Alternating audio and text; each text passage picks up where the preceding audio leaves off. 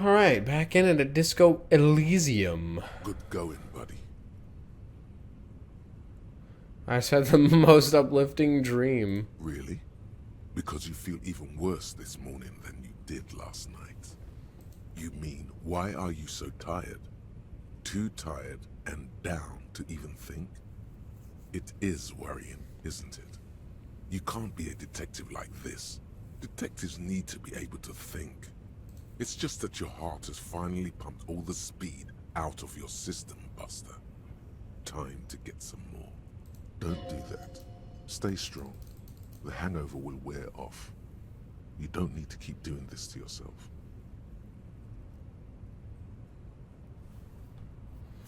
Hey! My girlfriend woke up. She's on FaceTime and has been for 4 hours now. Hi, baby. Hang on, I can't hear you. Wait, hang on a sec. So that was the cutest thing ever. I paused the recording so I could talk. I didn't know how long we would be talking. It was just, hi. I asked her. She said, she just said, I love you. And I went back to sleep. It was adorable. Anyway, back in. Gotta refocus because it's for me, it's 12:46 in the morning. So it's past midnight.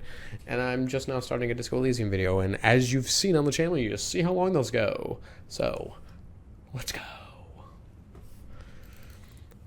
Say the hangover will wear off. You don't need to keep doing this to yourself. No, I'm not going to be looking. I'm not going to go looking for speed. What is speed? Speed is a potent central nervous system stimulant. It kept you propped up all day yesterday, despite your debilitating hangover. How else did you think you even got up from this floor? You got up from this floor because of a holy vow you made 16 years ago. With me. To wake up exactly 7:30 every morning until the day you die. Don't be silly. There was no vow. You were high on speed. That was the only reason you got up. You can't detect without it. It's that simple. Are you sure? Ready to live as this pathetic shell of yourself for days? Basically, a week. Let's be honest, 2 weeks. Maybe 3. You won't make it. Half the town will be dead by then. You will be fired. No. Suit yourself, slow, sad shell man. See how you do without your spark. I won't be doing it, and I would like to get my tie, please. Apparently, it's a big thing.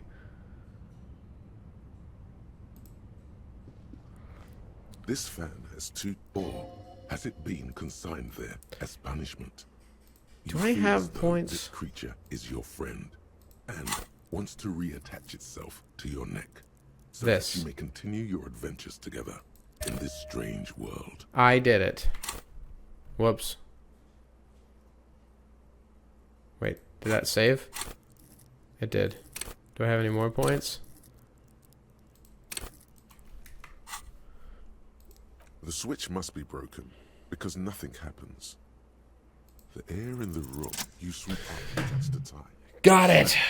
It's released from the blade.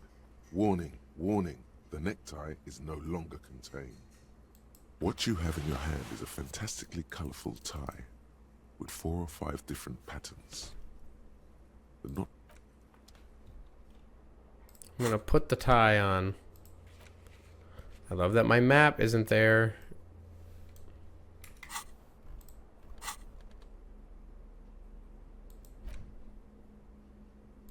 Oh. Yeah, no, I have the tie. Dope. Oh, did I ever go back and try...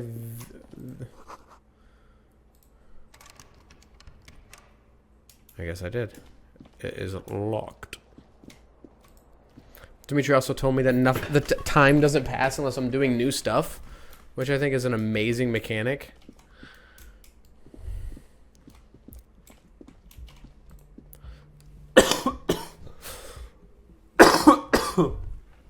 Ouchie. Oh, hey! That area is now open.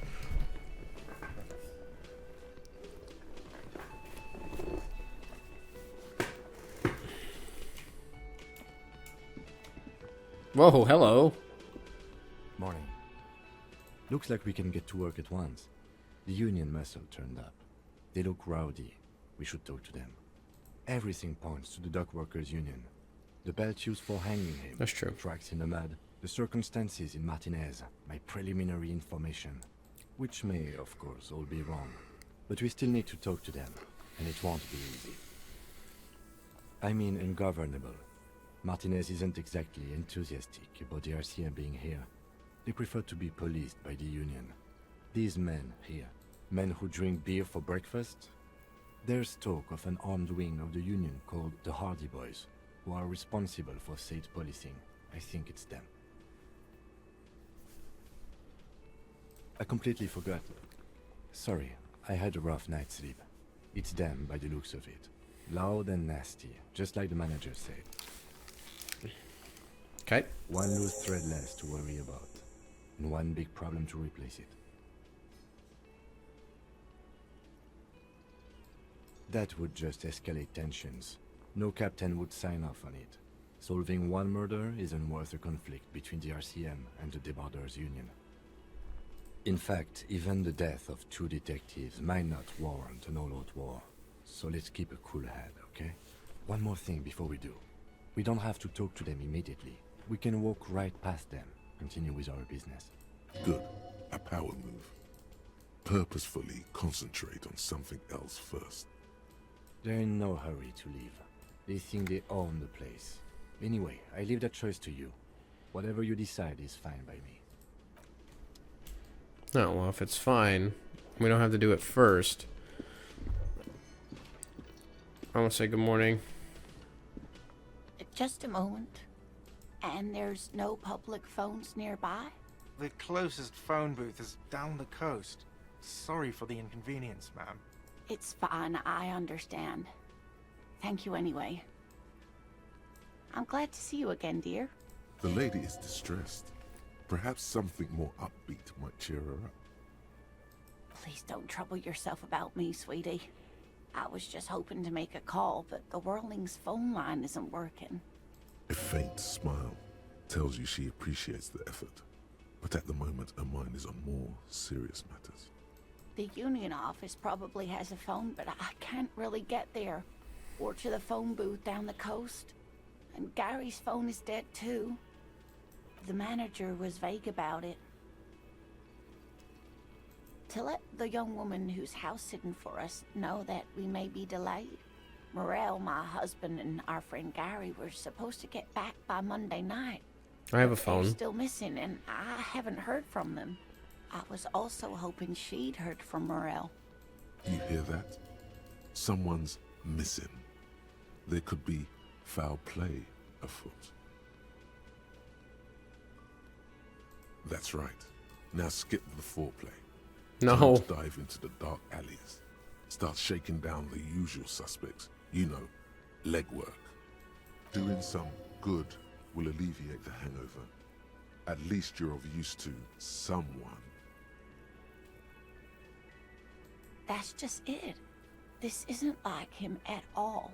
He always plans his expeditions so carefully. A cold breeze hisses through dense thickets of reeds. Something sweet in it, somnolent. A damp chill goes down your spine. When you look around, you're still in the whirling in rags. But you have more important things to worry about. Just some field work, sweetie. Morel is a highly trained scientist. He and his assistant Gary are Bugs. studying an extremely rare species of insect. But they should have returned by now. They were just going down the coast across the water lock to set a few traps. He said they'd be back on Monday. What could be keeping them? The waterlock, that was broken. Could this be it? Oh, sweetie, it's nothing like that. Gary's as loyal as they come. I trust him with my husband's life any day. Oh my, what happened to the water lock? Well, whatever the cause, I'm thankful. To both of you. You've spared me another sleepless night. You're welcome, ma'am. I hate to ask, but if your investigation takes you to the other side of the coast, Of course. please do keep an eye out for my husband. This will surely lead to a cryptozoological mystery with that extremely rare insect. And if you see him, let him know Lena is waiting for him here at the Whirling. He gets so tangled up in his work that he may not know the water lock's been repaired. And it's cold out there. Oh, you're such a dear. Thank you, sweetie. I hope you were able to pawn that old trinket. Oh, thank you, dear. Yeah, I wanted to give it back. I'm glad to see it again. Even the lieutenant seems happy with this turn of events. Now, what else, sweetie? Oh, yes. What is it? Pseudoscience that attempts to legitimize research into mythological beasts and Oh, that's urban cool. legends. I mean, it sounds... That's one opinion, yes. And people are entitled to their opinions. My apologies, ma'am. I did not mean to undermine your hobby. It's not a hobby, dear. It's a subfield of zoology, one specializing in animal species that are so exceedingly rare that many assume them to be extinct or even fictitious. Searching for such species called cryptids is difficult and often thankless, and frankly, many scientists are too lazy to do it. Universities these days are rarely interested in supporting real research. She's completely internalized her husband's struggles. They are her own.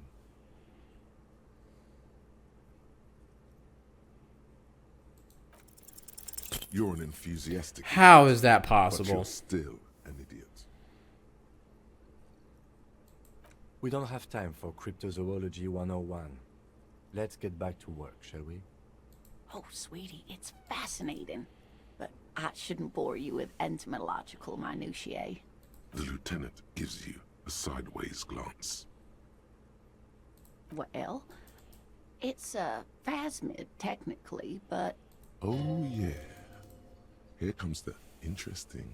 where other phasmids imitate sticks or leaves, this one's a living reed. It disguises itself among the reeds here on the Insulindian coast. Hence its name, the Insulindian phasmid. Perhaps you'll end up co-discovering the phasmid with us, officers. I knew it. We're gonna be chasing made-up insects with cryptozoology. It's not made up, officer. I can assure you. There's a hint of defensiveness to her retort, but also confidence. She seems to sit up a little straighter in her chair. It's simply elusive, so much so that most establishment zoologists doubt it exists at all. Not at all. Why else would it hide itself so carefully? That's actually fair. Well, some teenagers making out in the reeds saw one. They didn't know what it was, of course, but there was a brief article in a local newspaper about their encounter with a ghost insect that looks like the reeds. Gary sent us the clipping. Interesting.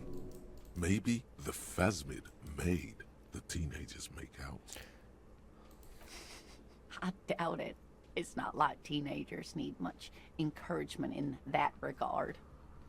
Of course, most phasmid sightings turn out to be false alarms, but their description matched the Insulindian phasmid perfectly, and they didn't even know what they were looking at. Oh, I doubt it. No one gets into cryptozoology. I feel for like the this money, sweetie. number 4 is a tad offensive. Yes. It can blend in almost perfectly among the reeds. I guess she took it It's okay. how it stayed hidden all these years. Centuries, even. Oh, dear. I'm afraid I'm not explaining this very well. It is very special. Morel can explain it all much better. Oh, dear. I'm not sure where to begin. Well, his expression is slightly grumpy, but his eyes are always bright and curious, like a small boy's. And his palms are quite coarse from all the field work, but he's quite gentle. It's always a challenge to describe the person you know best in the world.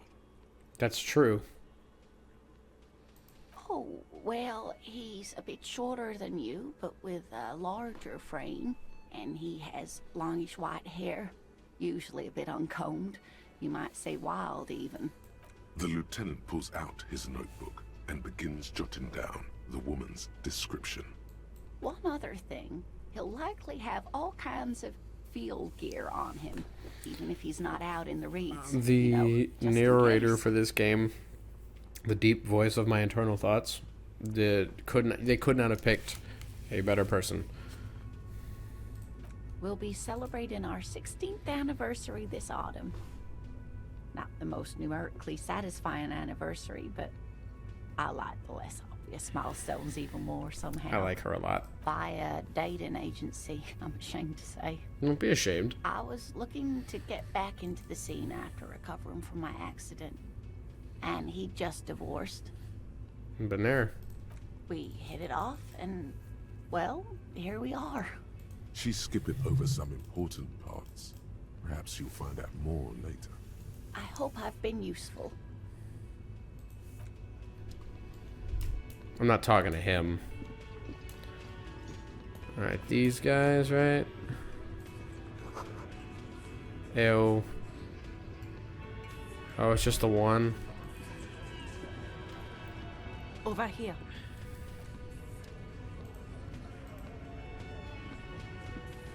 Let me handle this.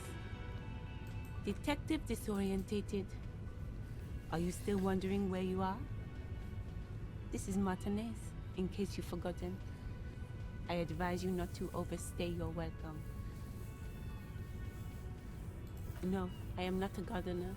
I'm a legal counselor for the Dock Workers Union. So let's get to it. You're looking for Titus Hardy? You think he has information that will help you?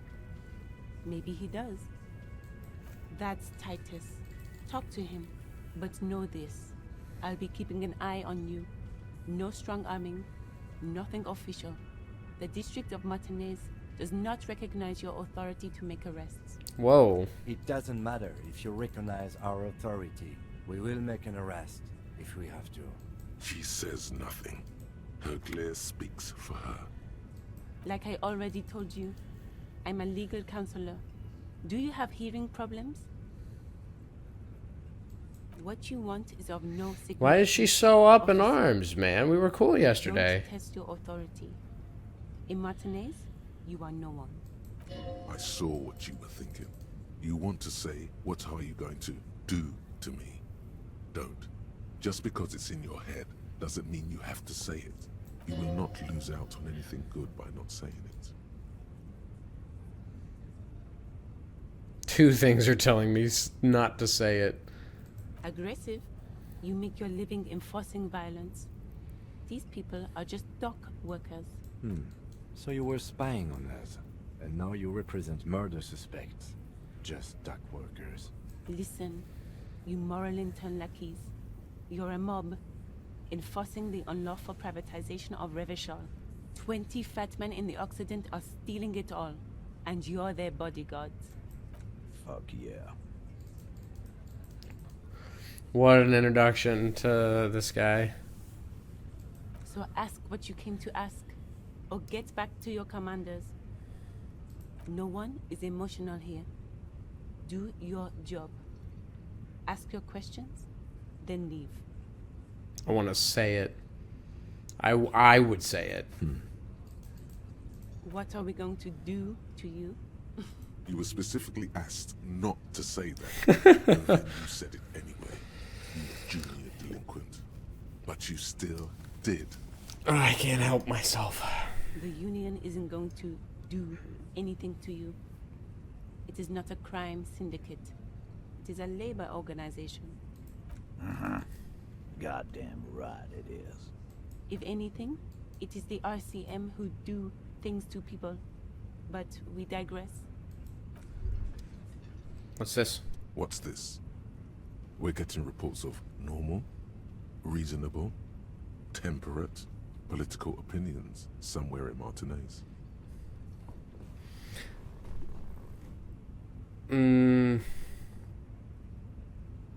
It's also about that, but it's also more. Perhaps it's the hangover. Perhaps it's a temporary surge of serotonin, but something tells you It's time to become a citizen of the Kingdom of Conscience.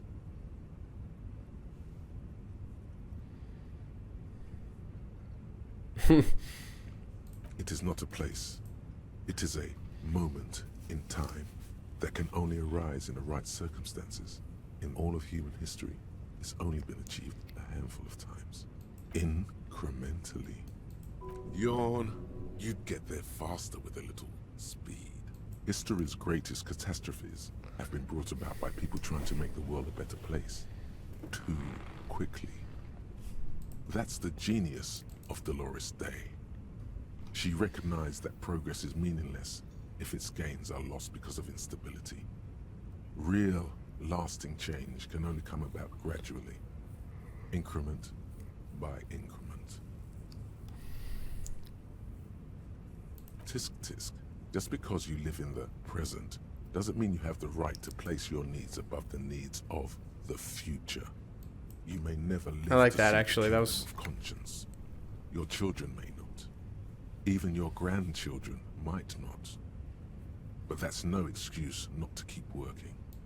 What benevolence. What a fucking joke.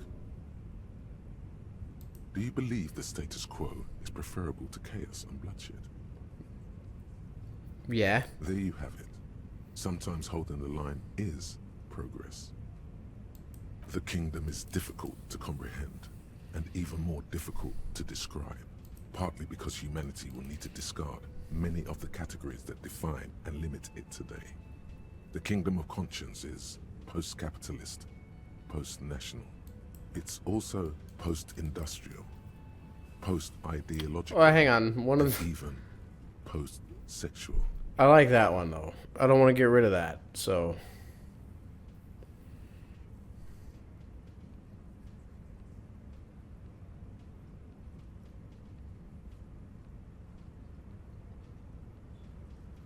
Slow down, Mr. Reasonable. I do want Did you miss the part keep about people compromising calm. and taking things slow? That's right. Remember, real democracy is just around the corner for Revachol. When that real democracy kicks in, a long time from now, we are all going to be so much happier. All right. What are these?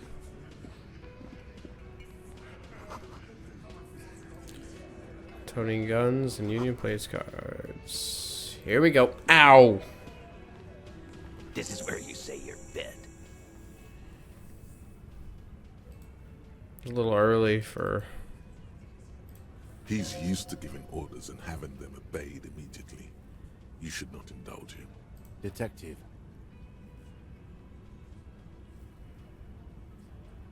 Hey, dipshit. You hard of hearing or something? The boss man's talking to you. Oh, Sammy. Oh, this is about him. A real looker, that won't.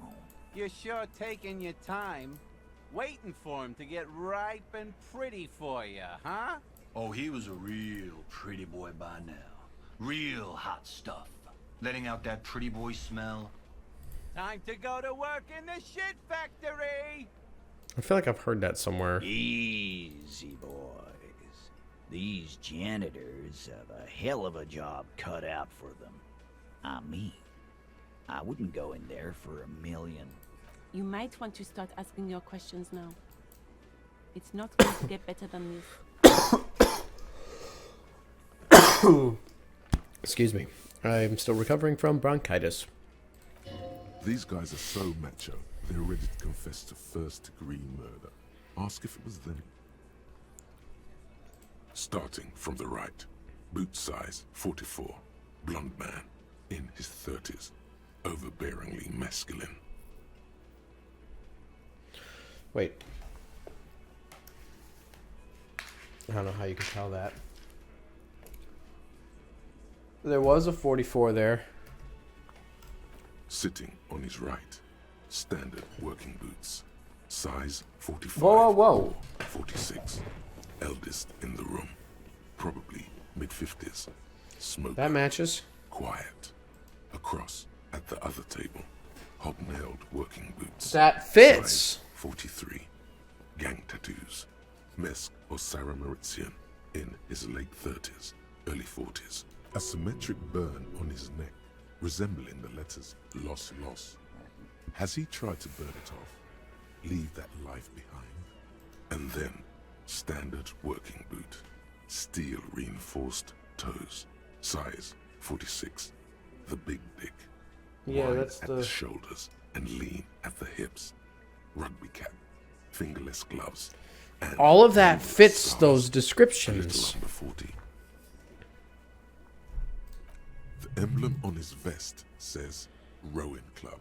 A little patch below it reads T. Hardy, Captain. There's no way in the first third of the game am I going to meet the murder suspects. In Or far meet corner, the... standard working boot. Steel reinforced toes. Yep, Size that fits. 44. 40-something. Non-alcoholic beverage in hand. You squint. Is that a plectrum? On his neck. Forget it. It's not important. Let's call this one the musician. Size 41. With the light step. Not a child, after all. An old That's man their with a red footprints. face, mean, watery eyes. Two front So teeth it's missing. not connected in the way I believe then, because there's no way that they're just going to, at this point, the beginning of day 2, hand me the answer. In the middle, heaving and wheezing. Big guy. Boot size Yep. 46. Yep. Deep marks. Probably carried the victim over. He alone is 130 kilos. Add the man in armor, and you could easily exceed 220. In conclusion, these 7 are the actors on the crime scene. The footprints were theirs, but there's a discrepancy. Yeah, the odd soul. Exactly. You've stood there for about 4 seconds, not saying anything. Hit them with questions. Where's the 8th Hardy? The fuck is with you, fella?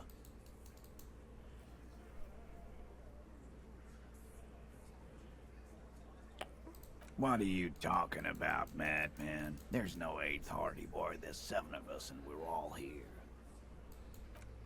Or what? You want to be the 8th Hardy Boy? We ain't hiring. Actually, boss, we've been talking. I think she could maybe... This person Glenn wants to hire. He really respects her. Shut the fuck up, Glenn! I do the talking here. Now what the fuck do you want, cop? So let me get this straight. There is an 8th Hardy Boy. It's a she, and you don't like us talking about her? That's right. We're not talking about this. This is a private Hardy Boys matter. Nothing to do with your shit. And you're not cops here. Don't go digging around if you don't want a bullet in the back of your head. I'm watching you. Good. We are all watching each other. Officer, your question. There's no point in pushing it further, he thinks. This is already a victory. We'll learn more about this 8th Hardy sooner or later. The pretty boy. You guys really love talking about that pretty boy. Funny. But my partner and I have a serious matter to discuss with you. You mean these boots? We all got a pair. We wore them the night we took the pretty boy out back and hung him by the neck. Yeah, we did this. Together. All of us. Until he was dead. That's why our prints are all over the scene. No, you don't. What you have is 7 honest men who thought it forthcoming to tell you what happened, so that you don't waste any more of your time. They're playing to their considerable strength in numbers. Don't talk about arresting them. You'll only bring attention to your inability to do so. How many people have you sent to the Shays? Wait. Ever felt remorse for them? Or send them to Reunion to rot. For 20 years. Did they actually do it? For life.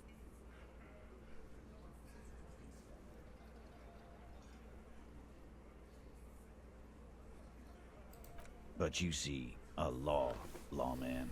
is something people agree upon. And here in Martinez, we agreed that this man had to die. Are you deaf? There will be no singling anyone out. You can't arrest a Hardy Boy without arresting all Hardy Boys. Do you think you could do that? Do you think you could arrest them all? Titus, keep addressing him. He wants everyone to know he's in charge.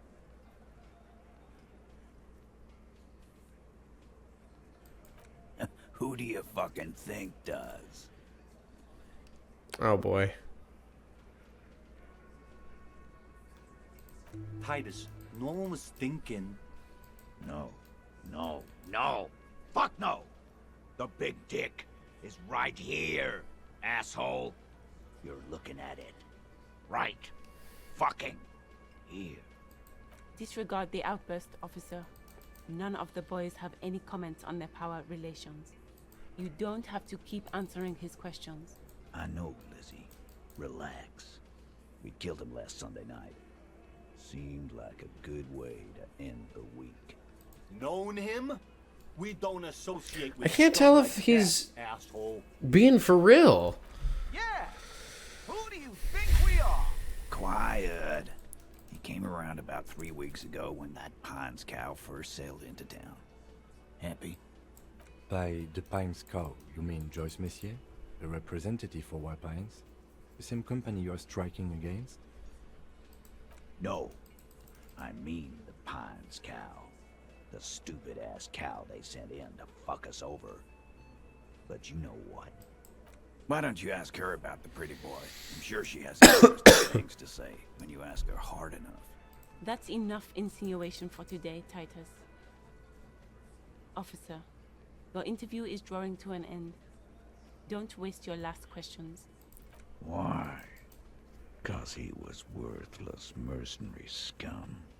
And he stepped out alive in my town.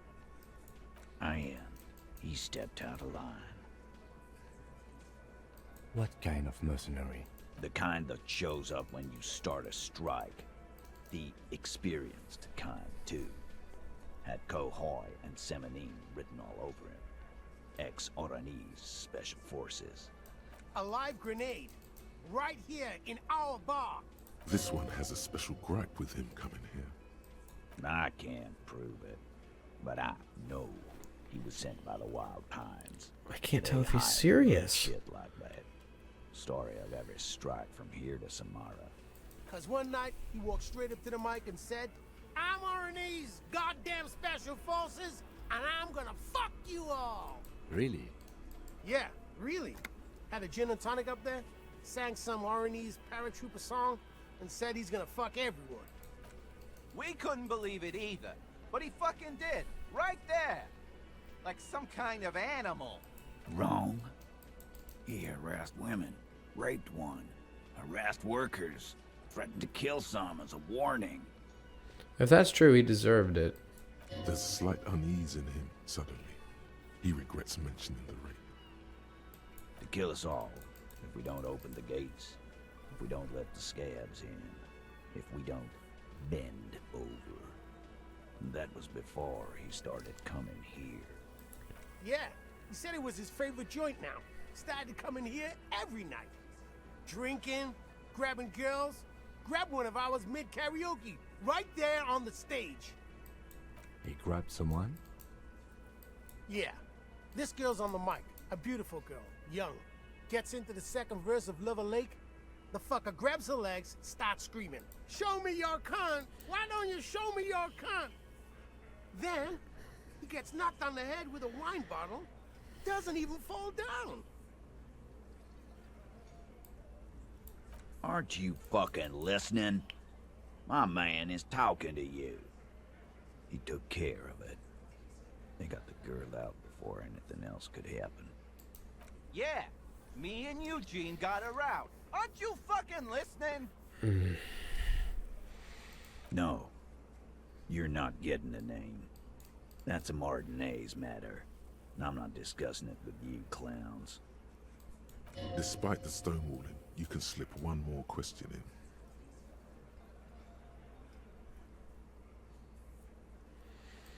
What about him? We hanged him up by his neck until he got real still. Wasn't that obvious, Copper? Didn't they teach you anything at the cop? You're pretty sure you've had at least 2 years of cop school and many more of active service. Certainly enough to not put up with this backsass. Deliver a knockdown observation.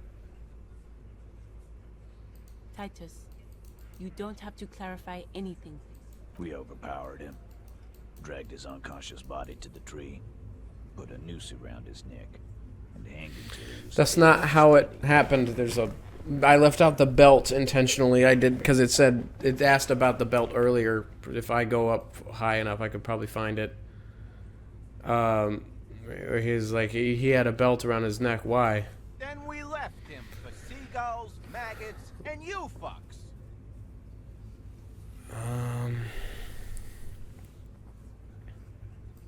With numbers, asshole.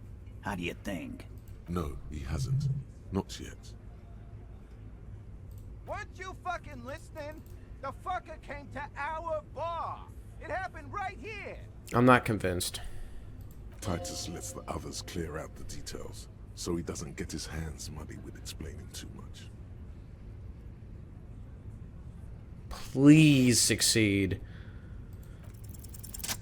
Titus is solid as a rock, and so are a few others. But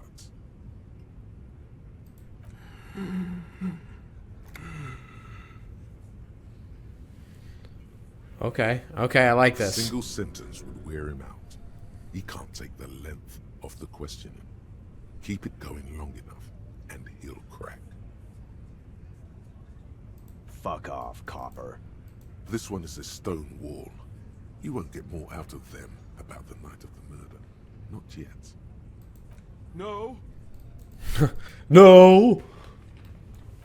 Of course he's having trouble breathing. Look at how fucking fat he is. Fuck off, Shanky. Angus is a powerful guy. All muscle. Keep your eye on this powerful guy. Your investigation here is done. No. I think we're going to stick around. Thanks.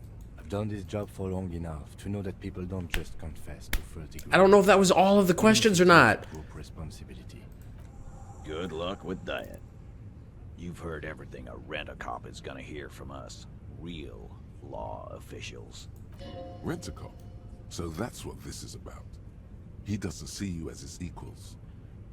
Again. Just get the... Good one, Oh. Titus.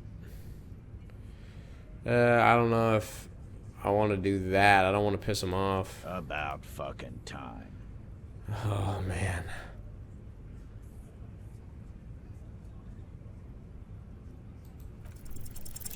Establish Fuck. authority.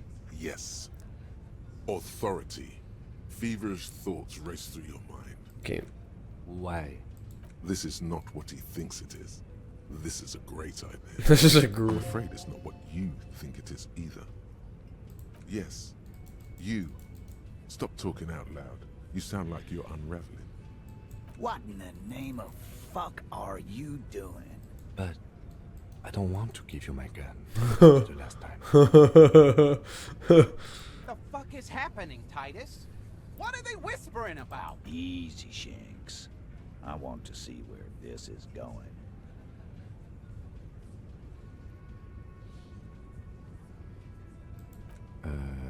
And what is that? On the police job. Police job? Be careful. It's loaded. Good.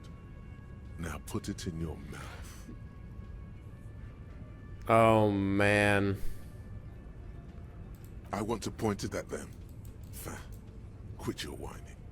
Everyone knows how to do that. I can't pick anything else? You're going to point it at yourself. Go ahead. No. I don't want to do that. For like 15 reasons, I don't want to do that. What are you doing? No, I don't want to do this. Genuine panic flies across the lieutenant's face. fellas, you getting any of this?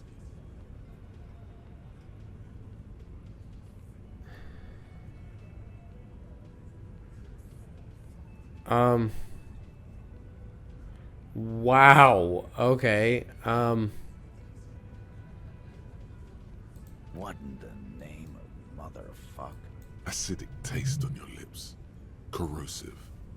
Once as a child, you put your tongue against the rail. Oh, I got a, memory. That was a long time. I don't like this. This is not the direction I wanted this to go at all. The fuck is he saying? Some insane shit. Nothing. Give me the gun.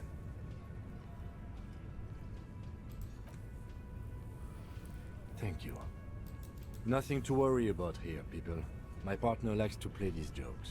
He's what you call dark. He is infinitely grateful to have that gun back on his belt right now. Dark? What the fuck was that, you carnies? We haven't seen RCM in 4 Yeah, I gave years. that back because I did not want to do that. I didn't want it to go in that direction at all. I knew he wasn't gonna do it, though. I knew he'd pussy out. No. I still have my money on him. Sooner or later, he has that look. What? Do not think your failed suicide attempt will win you any pity from these men. Do not expect them to forget it either. Yeah, that is not what I wanted. I wanted to point it at them. Again, it was a dark joke. Maybe we should go for a little walk, Joker, before we continue. Jogging around seems to have a positive effect on you.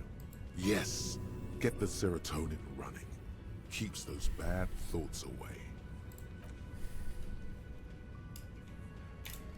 Jesus, that was not what I wanted in the slightest.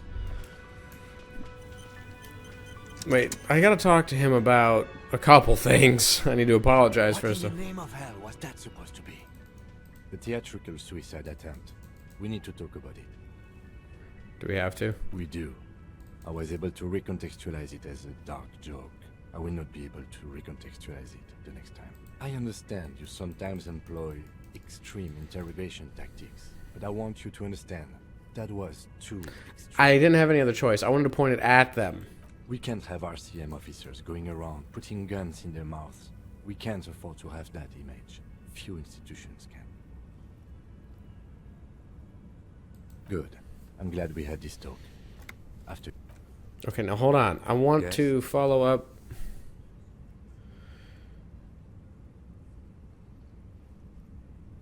Fuck.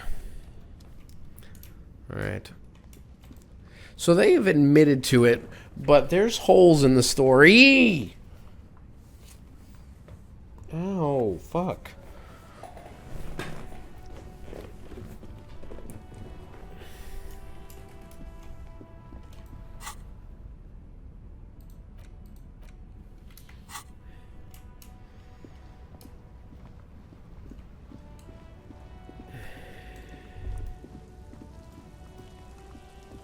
Wait.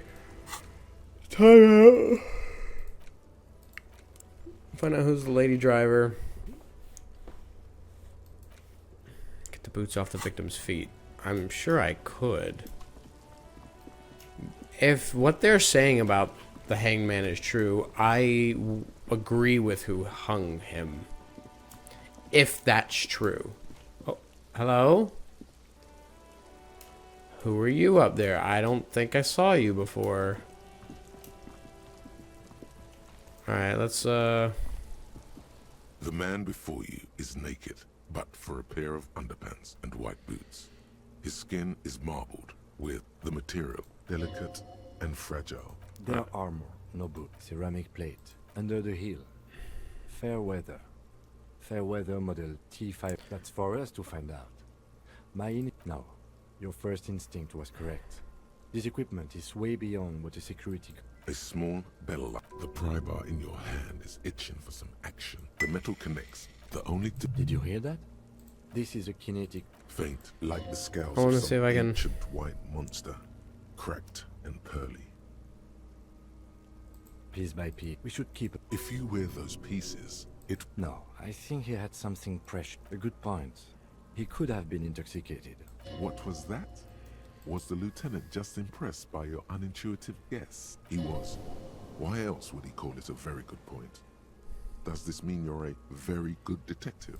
The cadaver slowly twists on the cargo belt. His torso covered in the material delicate and fresh. The cadaver slowly.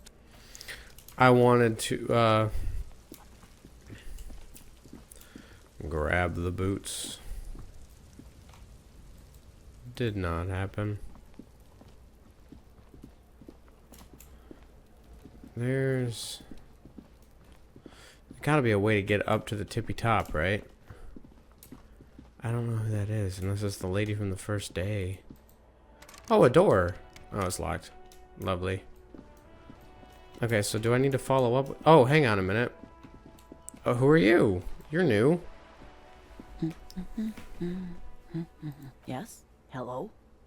Me? No one. I'm just a working class woman. She doesn't really want to be disturbed that much. Looking for something to read.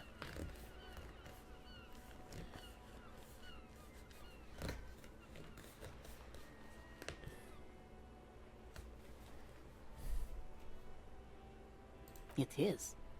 I know you are. Everyone can see that. The rectangles.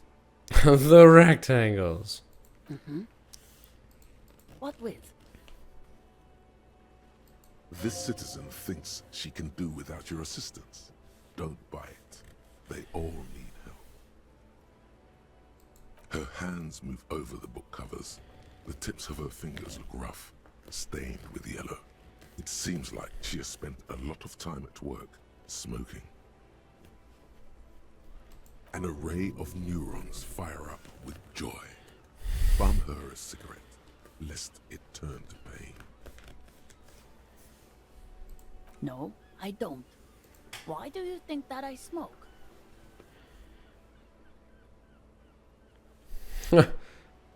No, you don't. I already told you I don't have any. Go bother someone else. From the kiosk? There's one near the harbor. It's Frita. She sighs. My husband? No, he's not. I don't know. At home now? Out drinking with his friends? Working? Where is this going, officer? Yes, but I don't really need to know where my husband is. No. Why are we still talking about this? I haven't lost my husband. She has, though. The husband is totally lost. You should tell her. Hush, baby. It's okay. Oak. What? Who said anything about shame? Stop talking down to me. But he is. You can feel it. Or maybe it's something else then. No, absolutely not. Are you a policeman or a nanny?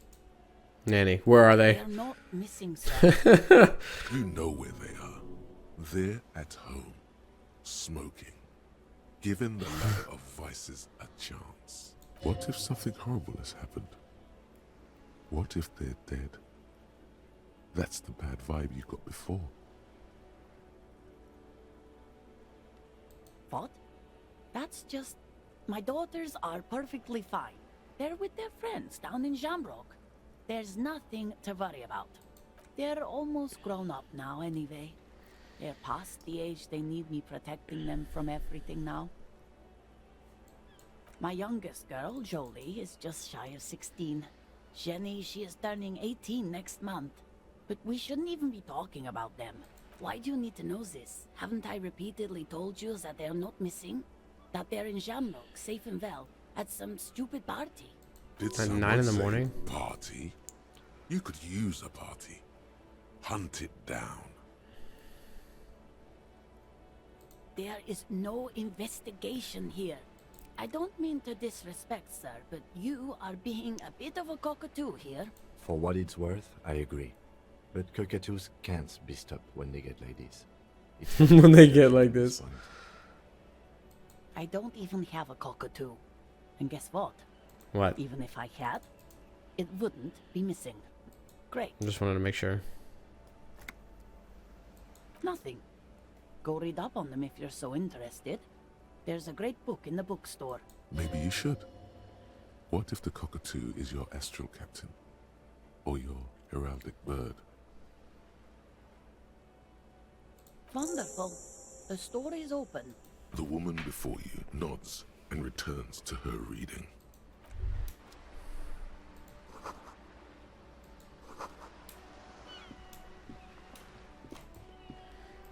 This is my priority. Welcome to Crime, Romance, and Biographies of Famous People. My name is Plaisance. I do not like her. Be welcome, and please take responsibility for the energy you bring into this space.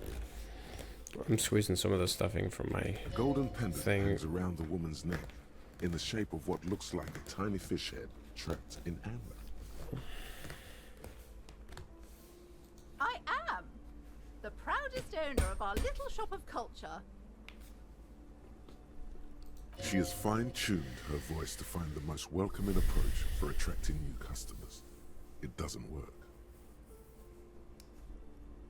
Cursed? Who said that? Annette? I will have a word with her. This place is not cursed. It has a robustly magnetic energy. Good for commercial activity. My business is thriving, sir. Doesn't feel like it's thriving. Feels ghostly. A book about cockatoos? There should be one upstairs, right next to the shelf of biographies. Annette, yes, my daughter. I hope she wasn't slacking off again with her nose in science fiction. Tell me, was she at her post doing her job like a proper girl? Wonderful! Did you talk to her? Great! On a scale of 1 to 10, how compelled were you to buy books after talking with her? Her opinion of her daughter depends on how well she lured you into the store. Come now, it's not personal. It's about proper sales practices and market research. I expect an answer. My precious, her dedication brings joy to my heart. If you have children, I hope they turn out as great as my Annette. Mind your own business, sir. In our society, people don't get to tell each other how to raise their children. It's none That's of your true. or anyone's business. Like, I disagree with the way she's talking, but I'm here to dismantle the free market and abolish child labor. You must be kidding. There's nothing like that happening. Good, sir.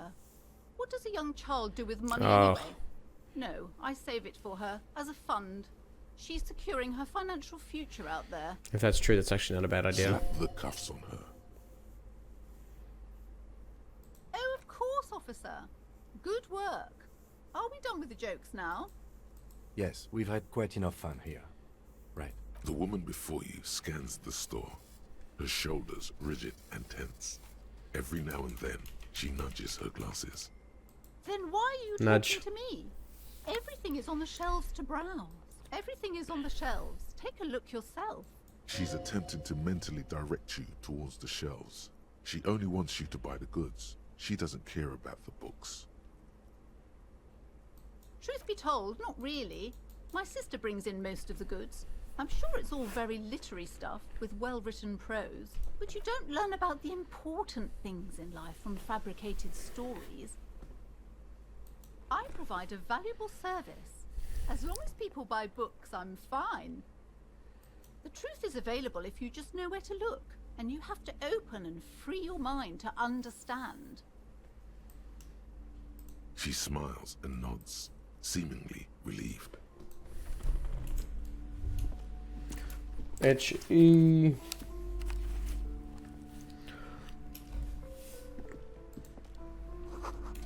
Book. Book. A small mountain of colorful Board games. Wonderful board games, sir. The Viticulturist is a classic for sure, or perhaps you'd like Archipelagos of Insulinda.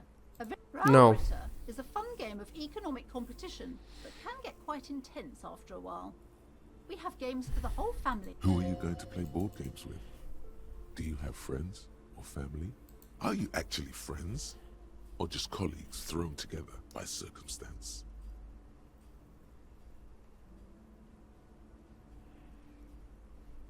Don't be so hard on yourselves. Playing with friends, I'd recommend suzerainty. No. I know sales tricks. Back off. I want to buy the book about cockatoos to get experience, then leave. These shelves are overburdened with books from the same. Dick A couple Mullen. of spook novels hide amidst all the detective books. Through crime fiction is a disgrace. Yeah. An asinine misrepresentation of the physical attributes of the arduous everyday work of actual police officers. These books greatly overstate the excitement of police work, glossing over how long it takes to actually follow up on leads and eliminate dead ends. Furthermore, they have no idea how hard it is to simply remove a body from a tree.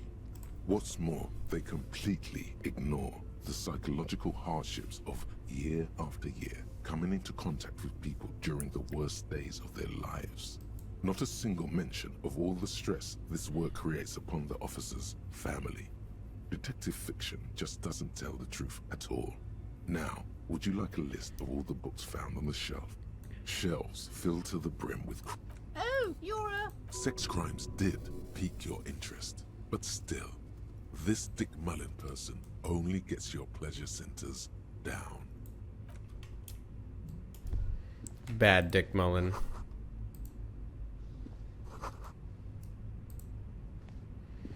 I would like a map, please. Several maps have been attached to a bulletin board hidden inside the alcove.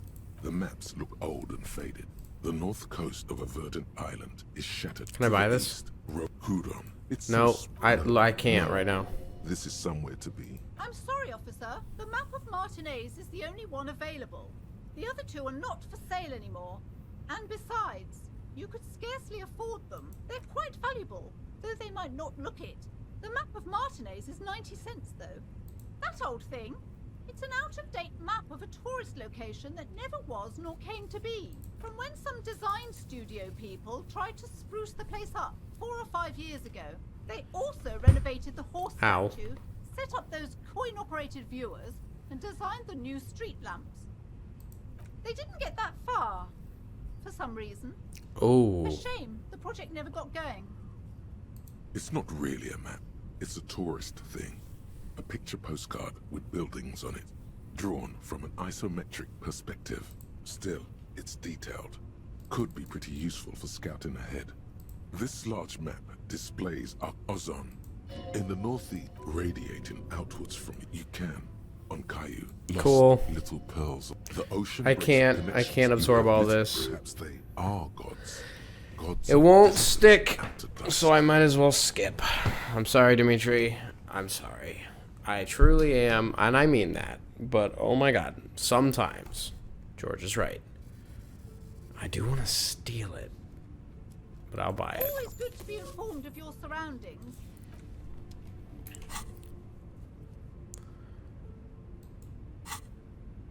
Interact with the map. Yes, that. Yes, this. Use the interact button in inventory to... Bro. Can I... Oh, it would be my only point.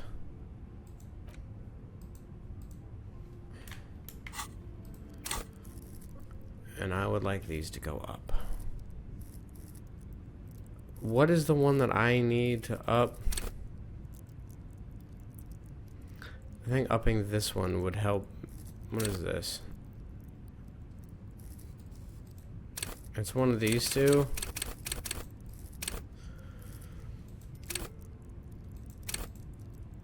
One of these just needs to... I think it's gonna be physical instrument. I'm gonna do that so I can knock out dude, because I'm gonna try that again. This bookstore is not strictly about crime. I can't have you end up, like, opening a police store next door and stealing my customers. Oh no! Amidst the various books, the point of the book, and many others on this shelf, It's Dude, I don't care. When it's I up to really you, don't. It's your own fault. The book featured this no, This is just no. mundane garbage. What's even paranatural about this? The throbbing in your head increases with every... Suddenly, as if out of nowhere, a small green book becomes apparent. The title, the book contains. The book, for example, even better if you can find it is. It also recommends, among other benefits, for general, these stroll. This is exactly what you need. There's an entire section devoted to cures for men who are struggling to perform their marital obligations. I like how that's where we stop. Excuse me, sir. I believe you've been perusing that particular volume long enough. If you'd like to... No. I should have listened. That's funny. There is no book about cockatoos here. What is this one in particular? What is that? A sulfur-crested cockatoo Oh. sits on the cover. Its beak turns out that there are so many different cockatoo species. It's a must-have if you own a cockatoo. I've heard they're quite capricious. I'm gonna try and steal it. Slowly, you move your hand toward the tome of cockatoos. Before you reach the book, you're interrupted. Do we really need to do this? I think not.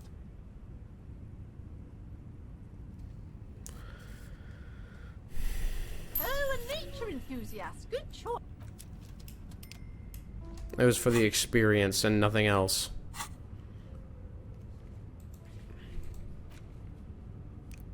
Look! There's a map here. This map is here. And now I will go away and come back. Oh, is it staying now?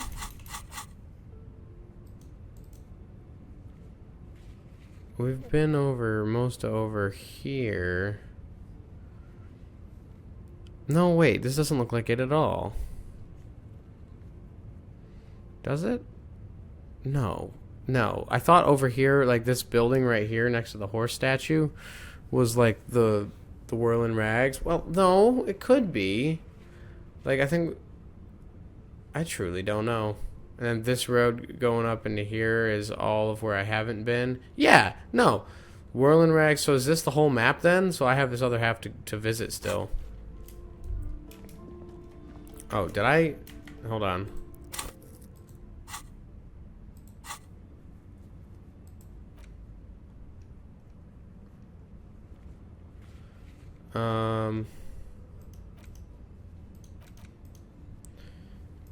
I'm mad that it's not... Oh. Go read up on cockatoos in the big bookstore. Alright, so I have to read the book.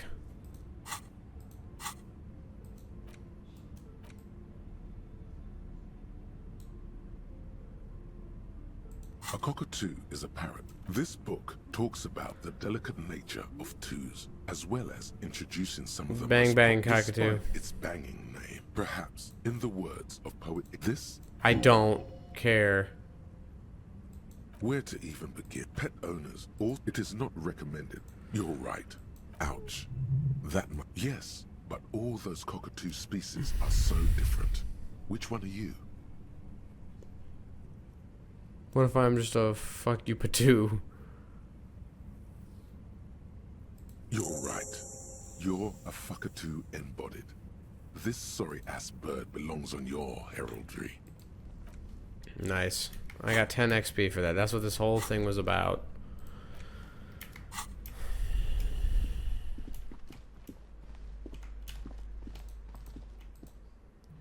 Alright, the last 20 minutes were spent doing that. That's why this series is going to be 20 parts.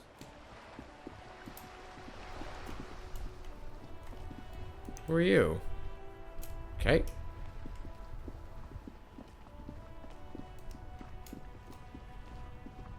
What else? Oh, yeah, I'm going to go try and knock out man again.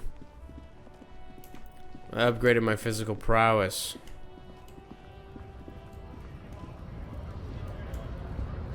I'm in debt. That's funny.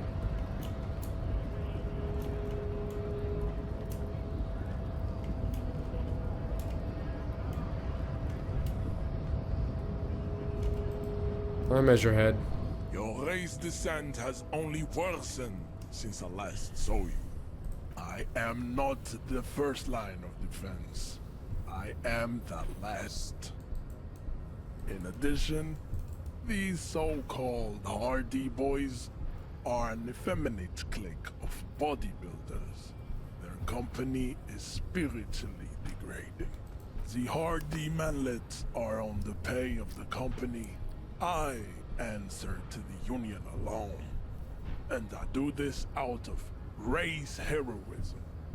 Finance is an alien concept to the Seminoles. Now leave me be. I must luxuriate in the company of my woman.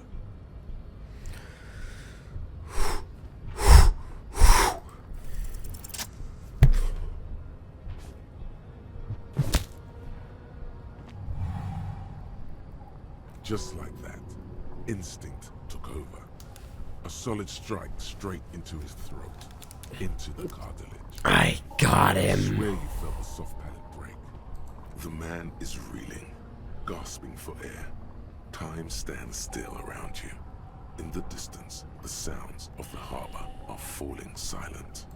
All you hear is a small gurgling sound as a trickle of blood appears on the man's lip. I love the idea of doing a flying spin kick.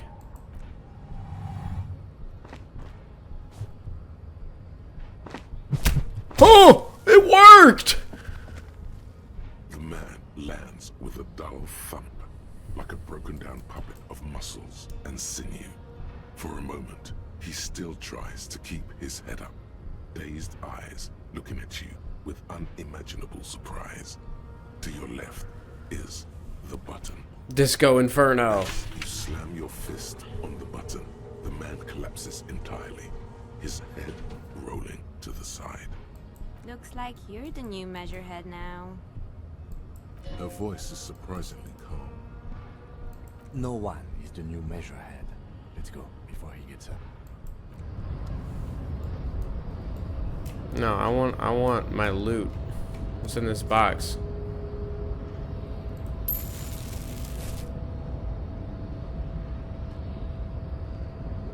The man is still knocked out. He breathes slowly. I wanted to make sure he was alive. Steadily. It'll take a few moments for him to recover. Cool. Gate should be open now, yeah? Can I get in this now? Have I been able to come in here?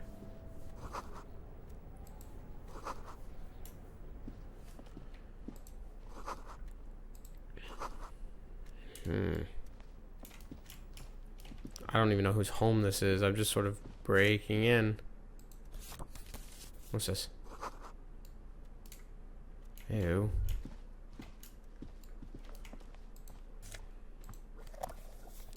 I'm just thieving.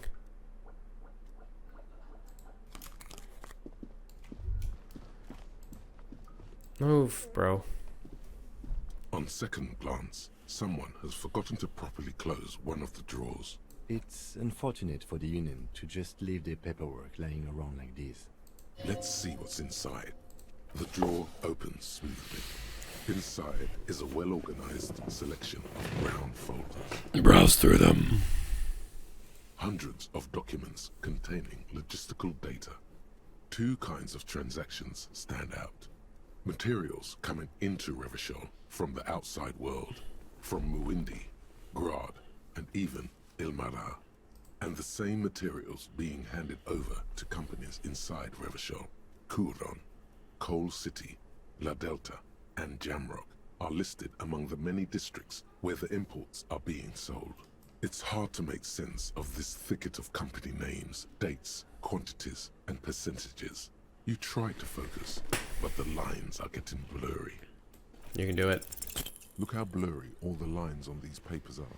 How unwieldy your own willpower is to yourself. You're like an absurd... Oh, critical failure. That's good. Focusing through not focusing.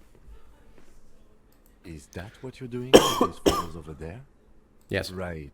This is probably not relevant to our case. The drawer slides shut. What's this? I'm taking it. What's this? Nope, that's upstairs. What's this? This will get me upstairs. What's this? Looks like someone left his tarpaulin cloak hanging on the railing here. The white rectangle of the Revachol Citizens Militia is clearly visible on its back. This is your cloak. You can feel it. Yes, it does bear the RCM insignia, and we are the only detectives in Martinez. The service cloak issued to you by your station? Yes, yes I do. As your fingers touch the tarpaulin, it almost feels like the cloak wants to deliver a message of comfort through your fingertips. I will shield you from the elements and give my life for yours. That's what the cloak is relaying.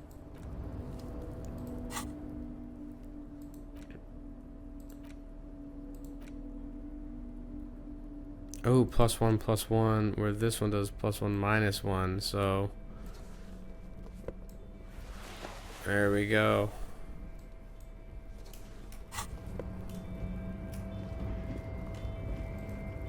I didn't even need to beat up Measurehead to get in here.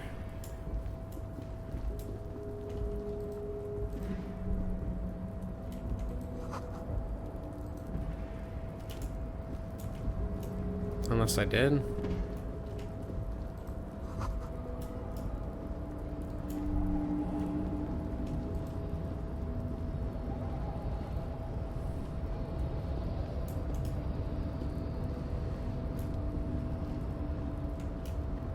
There's a crazy little spot here.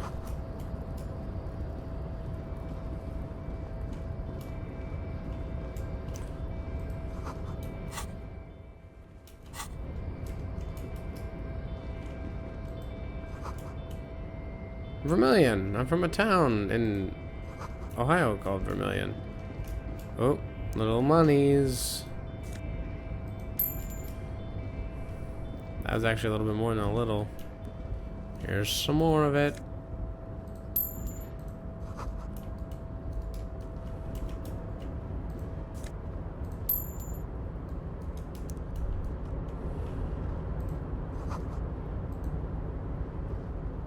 Container, container, I'll turn you nice and red. Container, container, put the logos on. Container, container, used to be well packed. I don't really want to bug him. Now belongs to Everard. Hi. Everard, he looks after everyone. Huh? Well, hey there. How can I help you, mister? The look in his deep blue eyes is as sincere as you've ever seen. Kind of makes you feel like an arsehole for no apparent reason. I see you are not a union man, mister. Did you get lost? You're not one of them scabs, are you? I mean, I don't personally mind. Folks is just folks, you know, and folks gotta eat. Just some of the other guys don't look too kindly on the scabbing kind, if you know what I mean, mister. Oh, I'm just making some covers for them containers here. Yes, I am. Yes, I am. So it's easier for the... Everything is so pretty and red. You and Leo look like brothers as you glance around with similar childlike wonder. Sure is, mister. Sure is. Oh. Really livens up the place. Yes, it does. Yes, it does. I had to break this bonding moment, but the red containers mean they are replacing the company livery with the union livery, which means this strike isn't gonna stop anytime soon. Oh, most of the guys are down at the gates, keeping the scabs from coming in. We're on a strike. The whole union is. You don't have to work when you're on strike. Ha! We haven't worked for 2 months now. So no one is working? Not everyone is down there, of course. Mr. Everard is in his office, where he always is. And Jean-Luc is guarding the gate. But Titus and his boys got into some drunken trouble and Everard sent them on a nice vacation. For a week or so. Oh, I'm not really supposed to talk about that. That's union business. Him and his boys stirred up something in town. Probably drank too much and got into a fight or something. I heard Mr. Everett telling them to take some time off. Don't go all bad cop on this simple, friendly fellow. I guess the boys got a bit too rowdy and had to let out some steam. I don't really know the details. That's just how boys are, you know. I haven't been in a fight since I was in middle school. Easy, Leo. Let's keep this under hearties.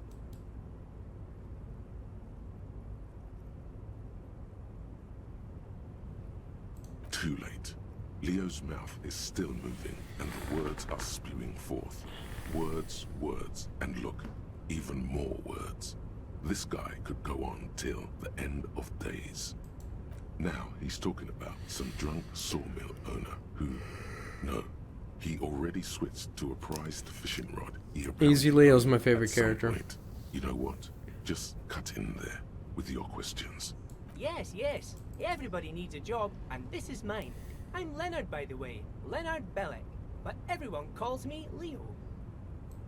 I'm like Mr. Everett's right-hand man when Mr. Edgar is out of town, and Mr. Edgar's right-hand man when Mr. Everett is away. Actually, Miss Beaufort is the right-hand man, but she's a lady. Who is this, Miss Beaufort? A real pretty lady with a skin like those Douai Sucre candy bars my missus likes so much. Them are real nice to suckle on once the dinner is done and me and the missus sit down beside the radio. But I can't listen to the radio all the time. There's so much to do around here and I'm always busy keeping things running here. Yes I am, yes I am. Stay on this Miss Beaufort topic. Oh, Lizzie, she is a real sharp tool. Mr. Everett put her through some fancy school and everything, east of the river. 4 years she was gone, and when she came back, she was all fancy and lawyerly. Yep. But she's a real nice girl.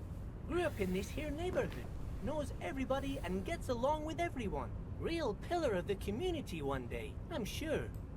For a fraction of a second, there's sadness in his eyes. If me missus and me was to have a child, I'd be real happy if she turned out like her. But she can't have kids. Dr. Lemaitre said so, and she knows about such things. Been a doctor for almost 50 years she has.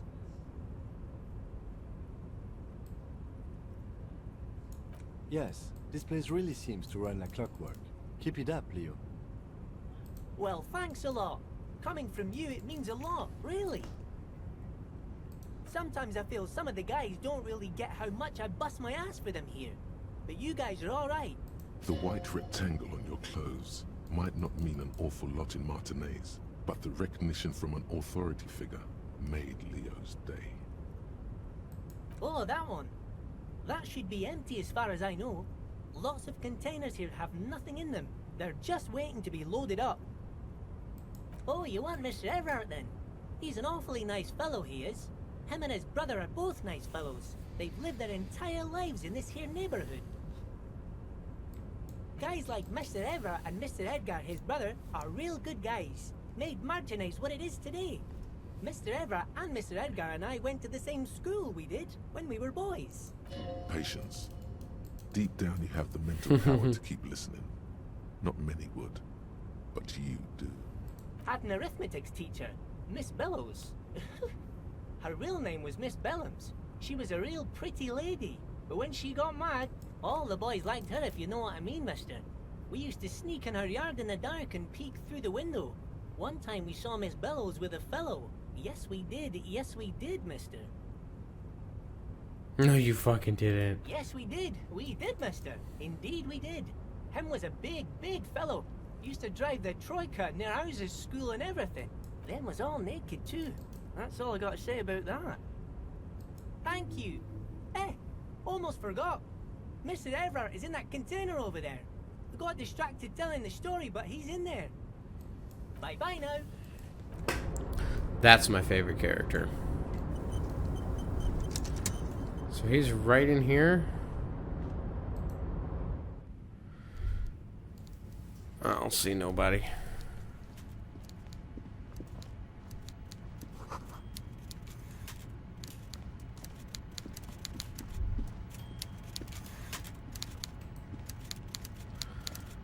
Excellent.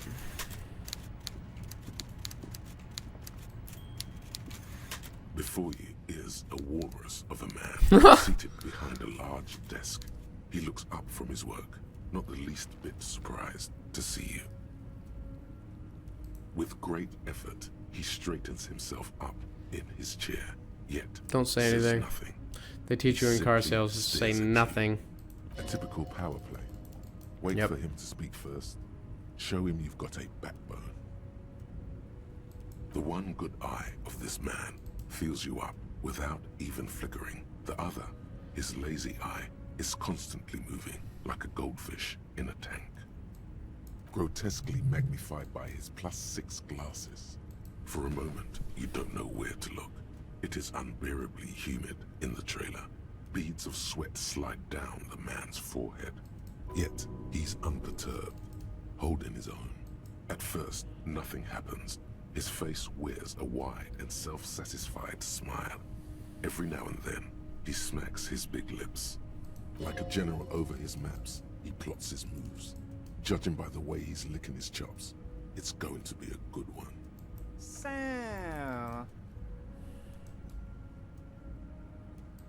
Mr. Dubois, Mr. Kitsuragi, how nice that you found a moment to pay a visit to the Debardairs Union. I'm Everard Clare. Whoa, ho! Did I just get my name?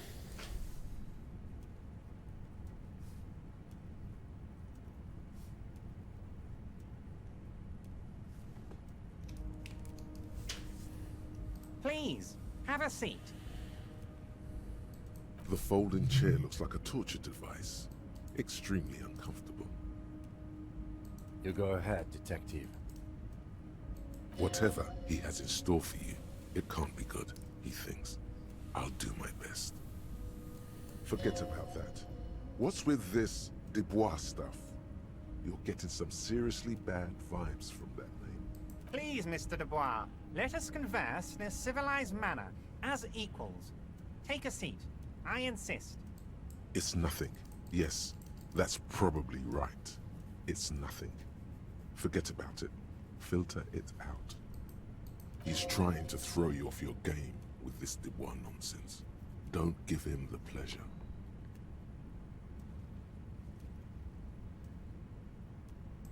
Very well, Mr. Dubois.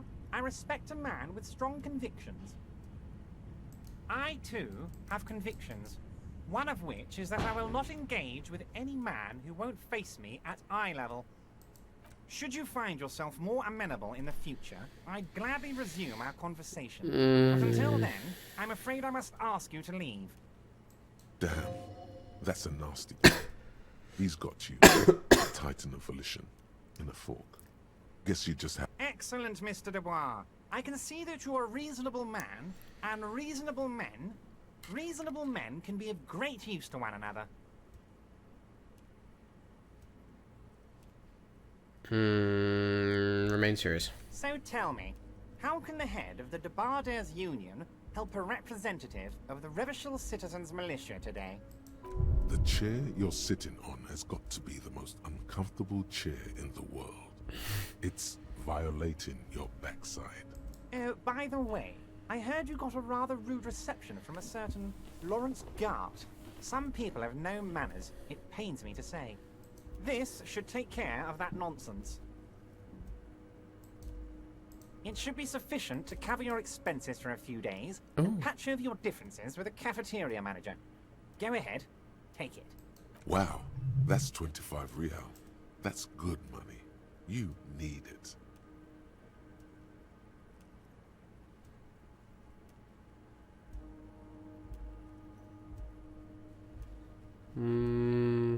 Keep it, I'm good. Okay, okay. I respect a man with principles. No handouts, then. I don't know what's happening, but he's starting to become the main character was Hobo Cop to begin with. And I'll just take what was given. But now the further into this I go, the more my own principles I'm putting onto him. Fuck! I'm becoming attached! Now, I'd like to set your mind at ease about one other matter. Your lost gun. Let me assure you, Union people are on it as we speak.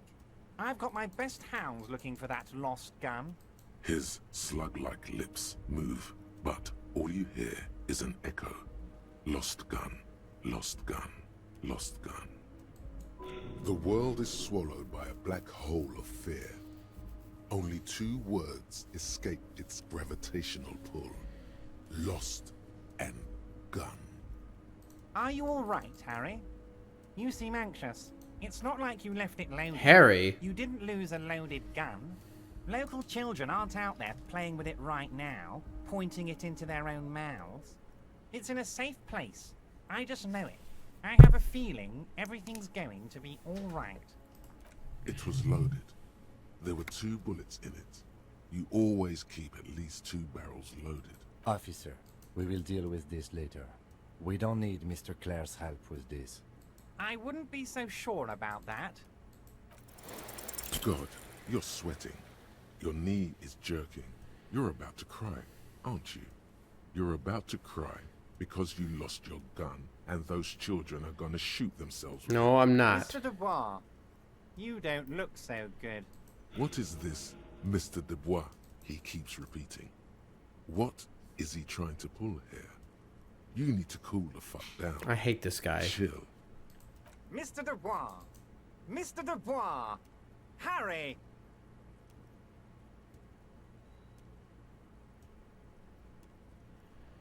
While Everard is distracted by your odd behavior, the lieutenant's eyes are mapping everything around you. The folder, desk, papers on the wall. Mr. Dubois, are you okay? Mr. Dubois! Some water or something? Are you having some kind of medical emergency? Maybe you could use your hands somehow, in a kind of throw-in motion, like you're throwing that Mr. Dubois act right back at him. He's Mr. Dubois. Don't be dramatic. I can see your condition isn't terminal. What an odd demonstration of... you got me, Harry. I don't even know what. As entertaining as it was, I'm afraid we're wasting our time. And I'm an extremely busy man, as I'm sure you are too. Okay, enough. We are here to ask you some questions pertaining to a murder investigation. Quick, here's your window. Get yourself together. It is about time to stop embarrassing yourself. Questions will help you regain some of your lost dignity.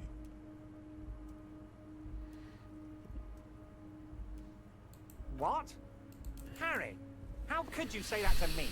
You know I appreciate a joke as much as any Johnny Fat guy, but I can't take slander. Are you actually investigating this? I am. You've hurt me, Harry. Me, a friend. But you know what? And gets over it in 2 seconds. Seems like it didn't really hurt him. I trust you, like I trust all my friends. And I know you'll never talk to me about this again, because you don't want to wound me. So do what you want, and let's change the subject. Thank you for your understanding. We will continue to do what we must. You too, Lieutenant. You know, I like you, but you never were my favorite. I'm a Harry guy. I'm Team Harry. Just the way it's written. Dimitri wrote that line. None taken. Did we have anything else to do here, Harry? None taken. I think that was original. That you know, I like you, but I was never your favorite. None taken. I think it was supposed to be. It was supposed to say. Am I going to ask? Hell, Harry.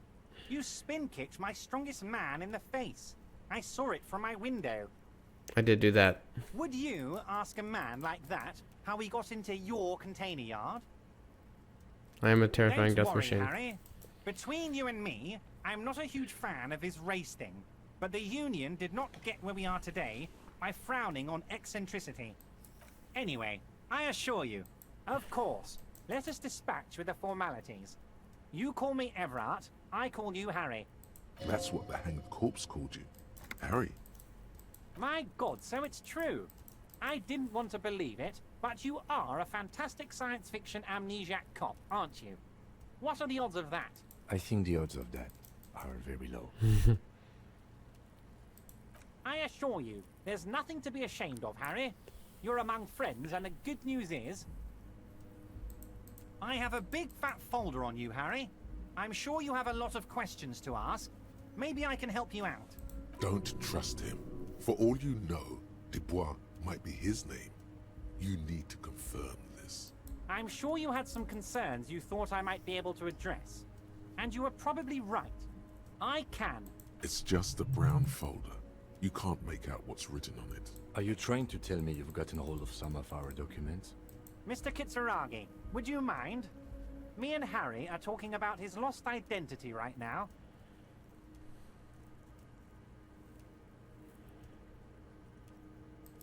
Ah, this? My friends in your organization gave it to me, Harry. I find that very suspicious. May I have a look? I'm afraid this is meant for Union eyes only, Mr. Kitsuragi. I'm sure you understand. Please continue, Harry. It's Harry. Harry Dubois. You feel like a Dubois, but you don't feel like a Harry. Strange. You don't feel like any of these things. You know what your name is. You have a sophisticated name, like that of a count, or a beautiful man. Sure, okay. You're Harold. Harmon. Haroldamus? But that's not what the record says. The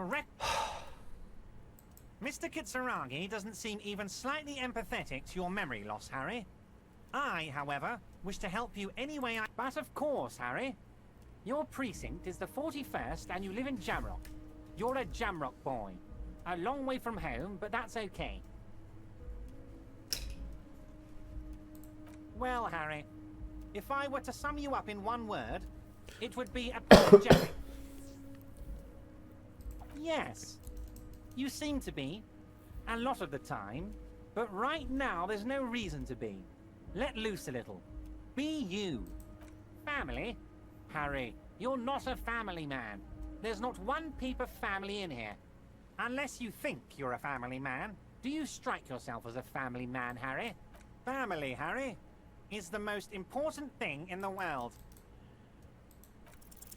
As you look at the folder, Everard covers it with his hand and pets it. He's hiding it from you because it's not a real RCM folder. Okay, Harry, you got me. This is from the Census Bureau, not the RCM. Those Census Bureau people are absolutely corrupt. You should do something about them. He got the name from the Census Bureau, and everything else from your actions here in Martinez. Yes, Mr. Kitsuragi from the Census Bureau. Like I said, now I'm actually a very busy man, so is there anything... A pity.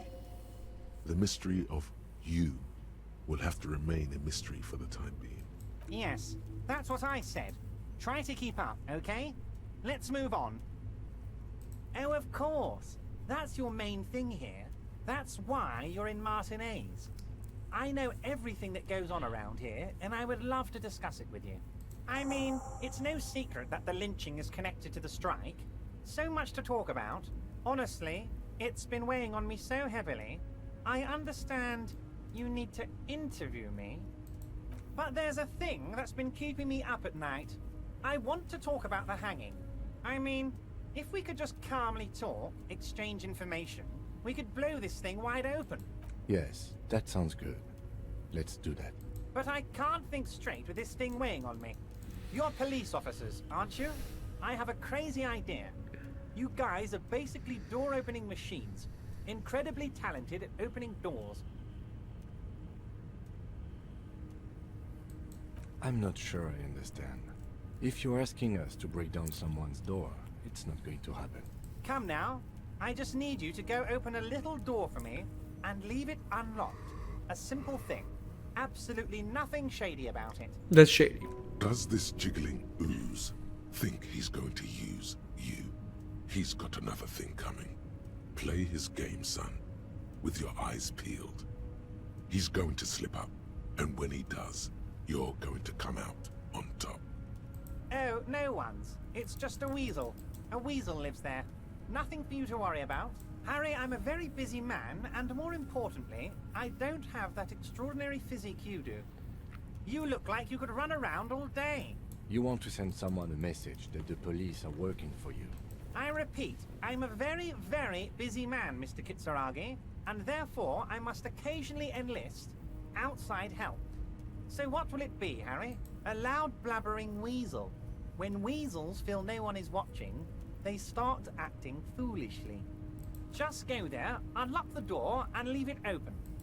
Harry, my dear friend, I am what people call a local bigwig.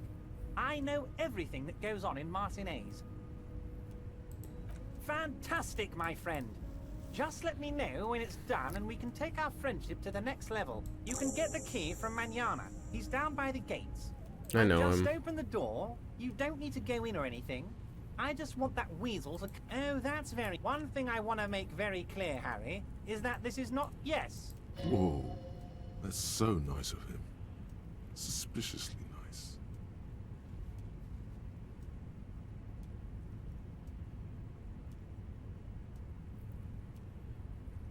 If she actually wants to see me, she will find a way. Any good negotiator would. And I just don't have anything to discuss with a bad negotiator. He doesn't want to see her. It's as simple as that. I'm just a nice guy, Harry. I wouldn't be where I am now if I wasn't nice.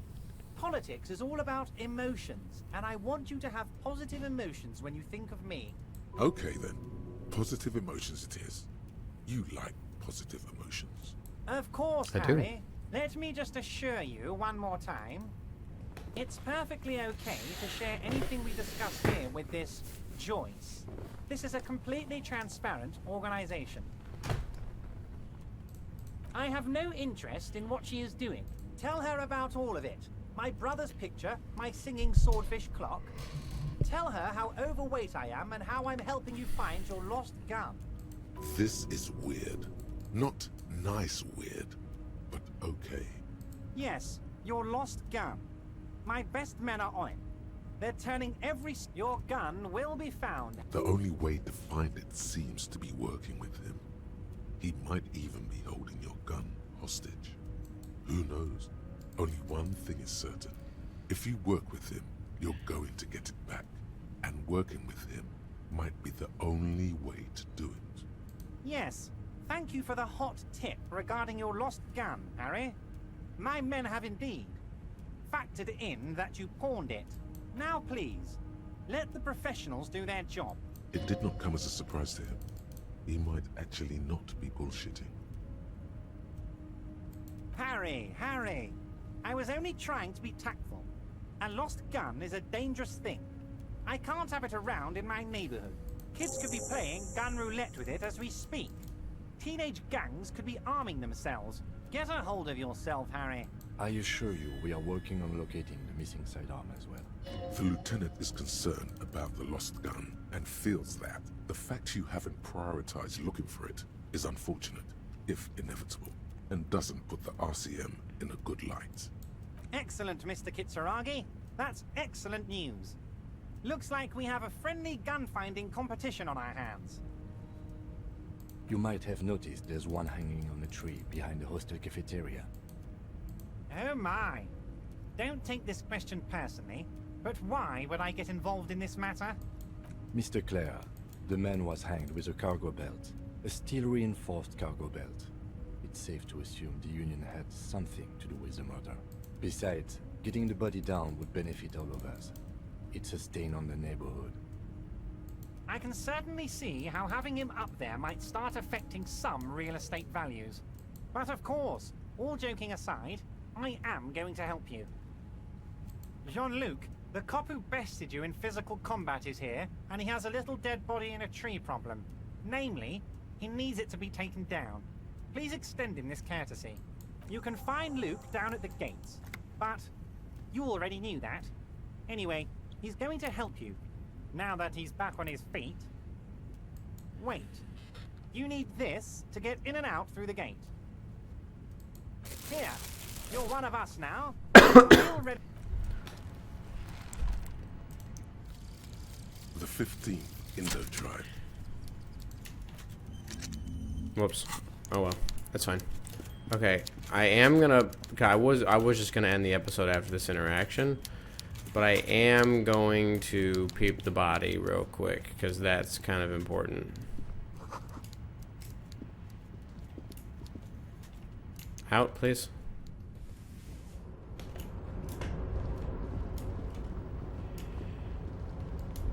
Oh, hold it.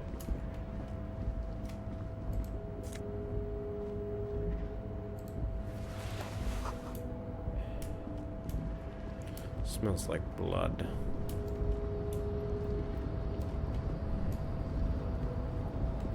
I don't know where the gate is.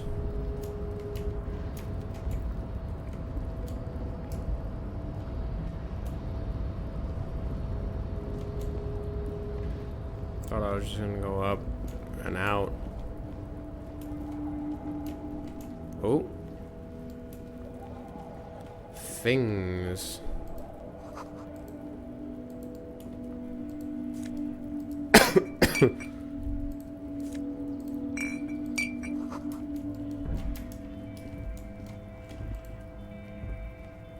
This is the night watchman's booth. If you must. But please hurry. Nothing incriminating catches your eye. It's a black and white photo of a young couple out in a street fair. Rene looks like he's about to smile. Why did you take that picture of Rene? Fine. But let's move. I don't...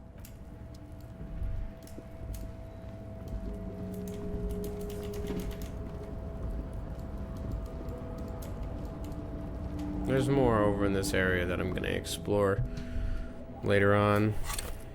Whoops. Do I have any? I don't. Didn't even know there was a hotkey for that.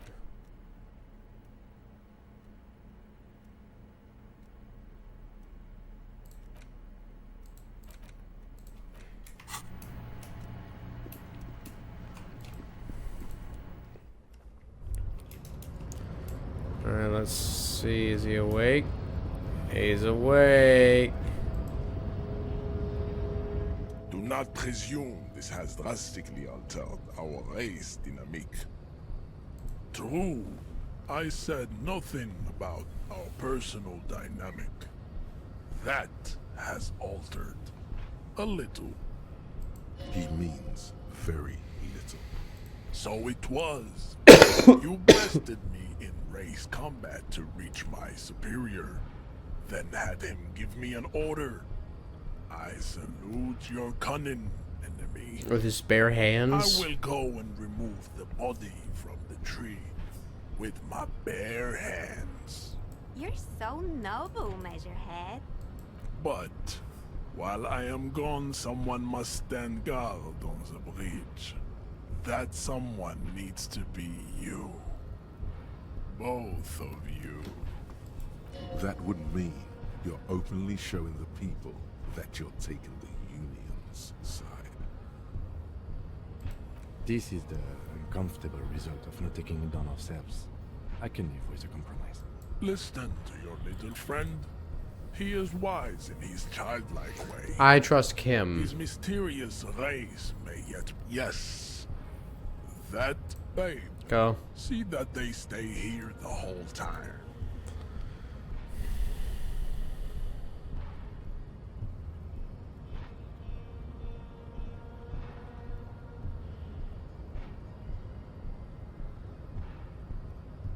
The woman's gaze follows Measurehead as he leaves. So, you guys are like cops or something? Look at him. His craniometric perfection. Are you cops or have you ever thought that maybe things should go to shit? I'm Katya, by the way. You hear that? That sound. He's breaking something. Yeah, Jean-Luc must be really tearing it up over there. I wish I could see it. Look at you! RCM rent-a-cops! Guarding that bridge like Everott's lapdogs! Is this where it's at now? The RCM is for sale! And who are you? What is your business here? Why are your clothes 4 sizes too small for you?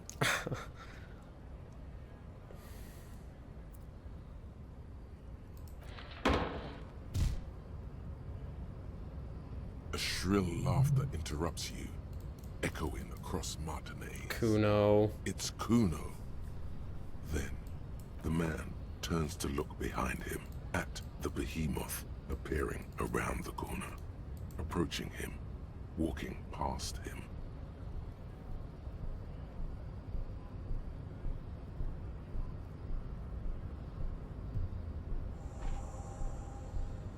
The corpse has been removed from the tree. Stand down and congratulate yourself. You have sided with Ray's victory today. And what you had to do was to become a Union man for all to see.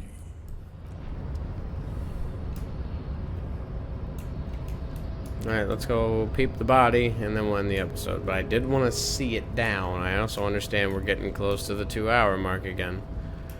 I intended on this actually being about an hour 20. But that's just not how it happened. I also gotta talk to dude there.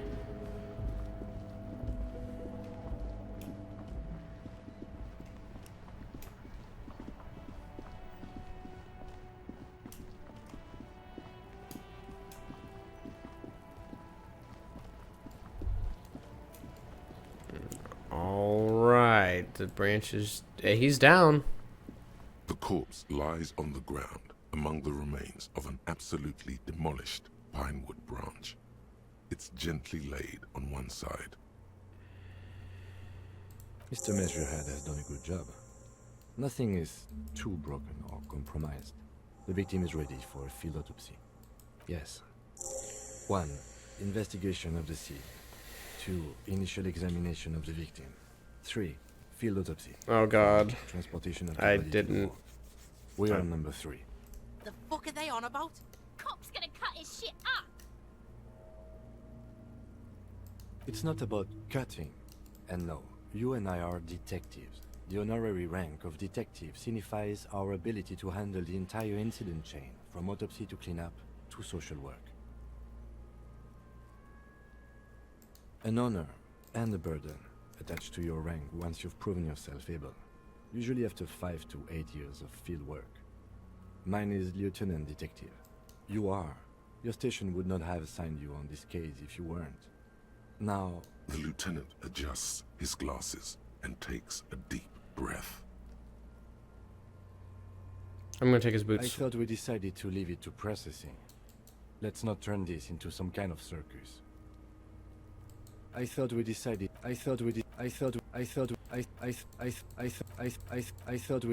to leave it to press. Shoot, Looney Rooney. Come back later, cop. Come on, officer. You know what a field autopsy is. You've done 100 of them. Unfortunately, no. I feel like... okay. And hygienically?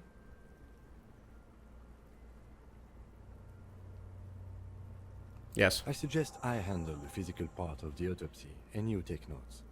Cool. That's right. You knew it because you inspected your ledger. The lieutenant is relieved you know the protocol.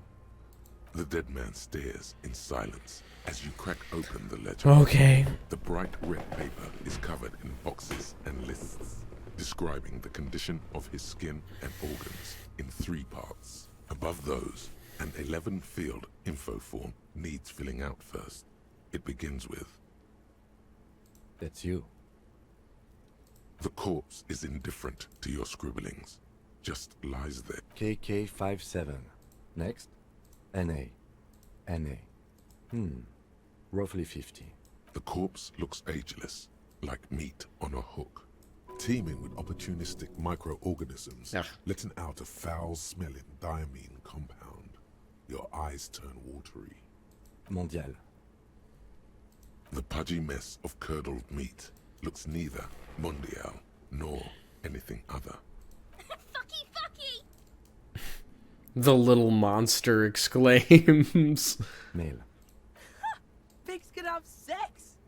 I do want to write fucky fucky. Nor does he look male, with his pregnant belly and indistinguishable face. We're still going with March 4th. 51. What else? 9. Body identified by is non-applicable. 10. Case number KK57 0503 0815 listens motionless, with the cargo belt still around his neck. Only 1 box remains.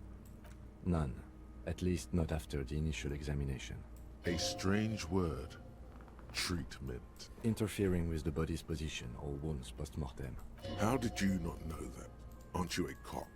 You're leaving a weak impression here. Say something sure-handed. They'd have to have incapacitated and carried him over. This man was more than a match for untrained dogwalkers. Your central nervous system recognizes this gesture. It's the stations of the breath. Ecclesiastic. Somewhere in Jamrock North, a small wood shed behind Rosencrantz Row, Lieutenant Nick Feuerbach puts his hand to the chest of a small corpse, no larger than a monkey. It's raining outside. Elsewhere yet, an obese female sits in a wicker chair, her silhouette bull-like against the window. Outside, Grand Coudon. The day is turning dim for Sergeant Mac Dawson. Hand extended, he approaches, to make sure she is dead more than anything else. The building is tall, 7 stories, wind-wrapped in solitude. Most of the apartments are unoccupied. This was a suicide. The other, an accident. The small one. And so, all across Jamrock, Coal City, GRIH, 42 deceased persons found today. 42 stations of breath. We should start the post-mortem. The corpse cannot feel Kim's hand on his chest. It no longer meaningfully interacts with its surroundings. A thicket of boxes and lists on red copier paper tries to answer why. Clothes. The deceased wears armored boots and white briefs. The make of the briefs is Babrodine, I think. Let's see. See? It's happening? Babrodine, yes. Inexpensive. Size M. Color white. The disappointment is palpable. The red-haired thing was expecting something more lurid. The boots are ceramic, vitreous enamel. They are fused to his skin from blood flowing downward post-mortem. Removal of the boots is left for processing. It would be clever of you to omit the boots altogether, sire. If you are to keep them for yourself, as you ought to, you have deserved them more than anyone else. Patience. After the autopsy, before the body is taken away, there will be a window of opportunity. After the lieutenant has gone to sleep. I hope this has helped you, my liege. Tattoos. The upper torso is covered I'm gonna in steal a those single boots. continuous tattoo, resembling a map of the night sky. It reaches from the right shoulder to the heart. The ink is blue and white. The assistant has a color photograph of the markings, to be added to the case files as document A1. The photo is taken on the scene, using a Trigat Mini. The deceased has a cargo lashing belt around his neck, tied with a hangman's knot. Color yellow. Length 3 meters. There is a buckle on the other end. 3-meter belt? Well nourished, athletically built, measuring 1.8 meters. Generally consistent with age, about 50. Preservation is good. Ambient temperature below freezing. The spine is bent more than the lieutenant compensated for. This buster's actual height is about 1.85.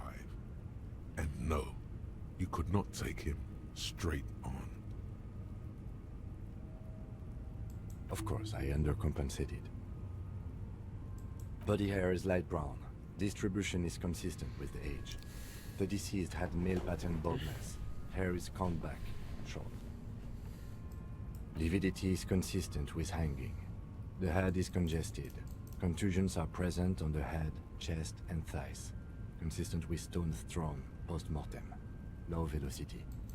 Fucking low velocity? You think Kuno doesn't know what you're talking about? Velocity was fucking max. Talking shit about Kuno's velocity. In addition, there are bite marks on the face, scalp, and chest. Consistent with predation. I'm not gonna amend it. You get your mark. The steel wiring. There's too much of it. We need to remove the bell so we can get to the ligature mark. We get chain cutters, then try with those. I have a pair in the toolbox of my kinema. Damn corpse. We had a good rhythm going. It's alright. I am gonna finish this. I'm not gonna just stop because it's time.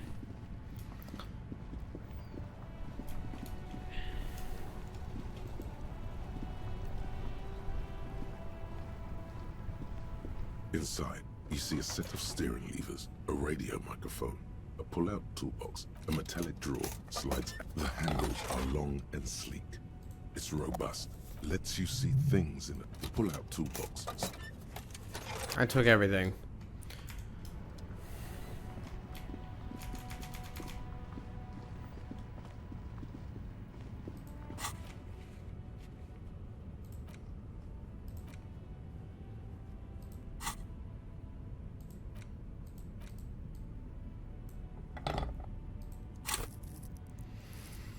Whew.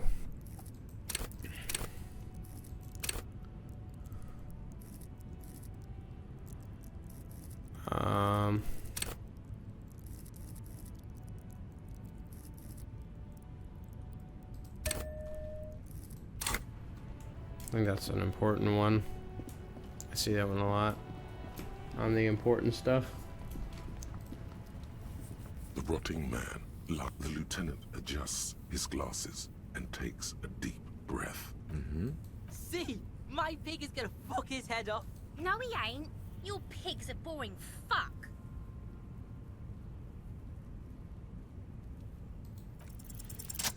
After some deliberation, you sink the cutters into the knot tying the belt. Snap! The knot is slashed. Another cut and the belt falls apart like a flower bouquet, revealing the dead man's neck and the dark red ligature mark around it. The rope rises to a point, leaving a gap in the ligature mark. The suspension point is in the back of the neck. As it ought to. This is where its grip on the curdled meat is gentlest, pulling up. Hemorrhaging is observed on the skin, above and below the ligature mark. The mark is well pronounced, consistent with a drop from 1 or 1.5 meters. Chest is intact, normal contour. Abdomen is protuberant, pelvis intact, genitalia... No!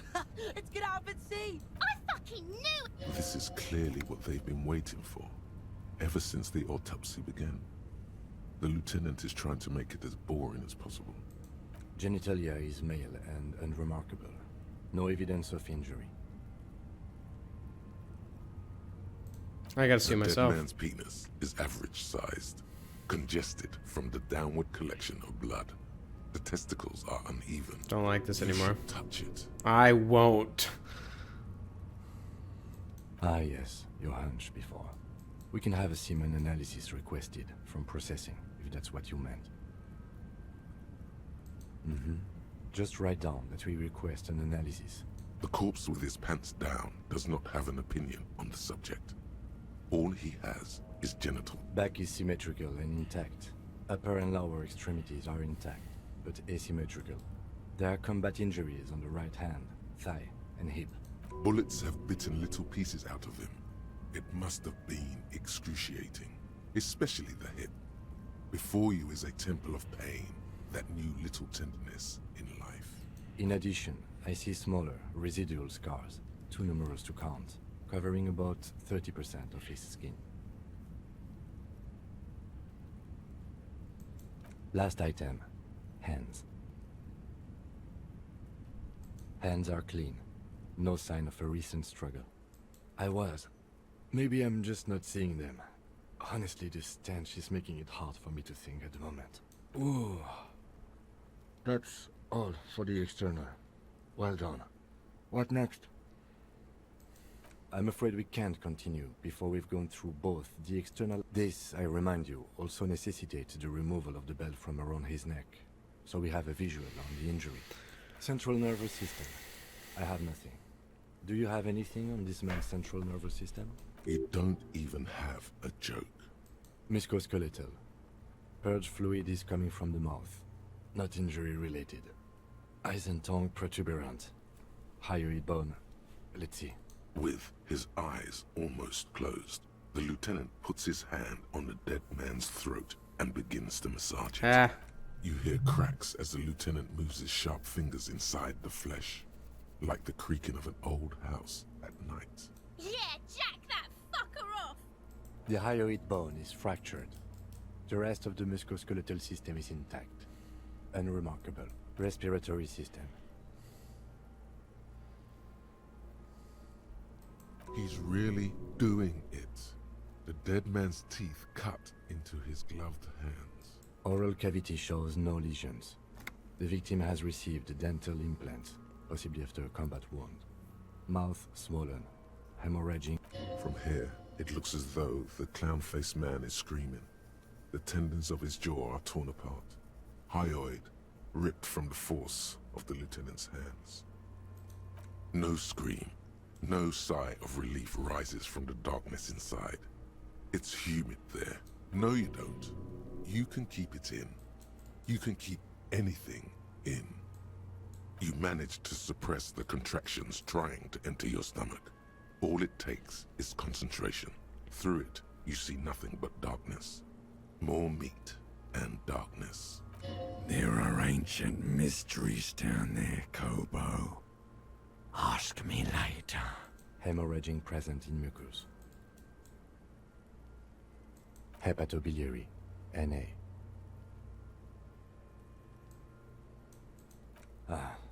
Are you a hepatobiliary expert? Neither am I. That's it. Same for toxicology and serology.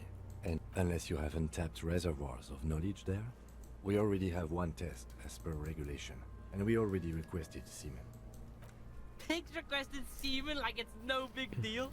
I'm not even interested in these boring mulkus anymore.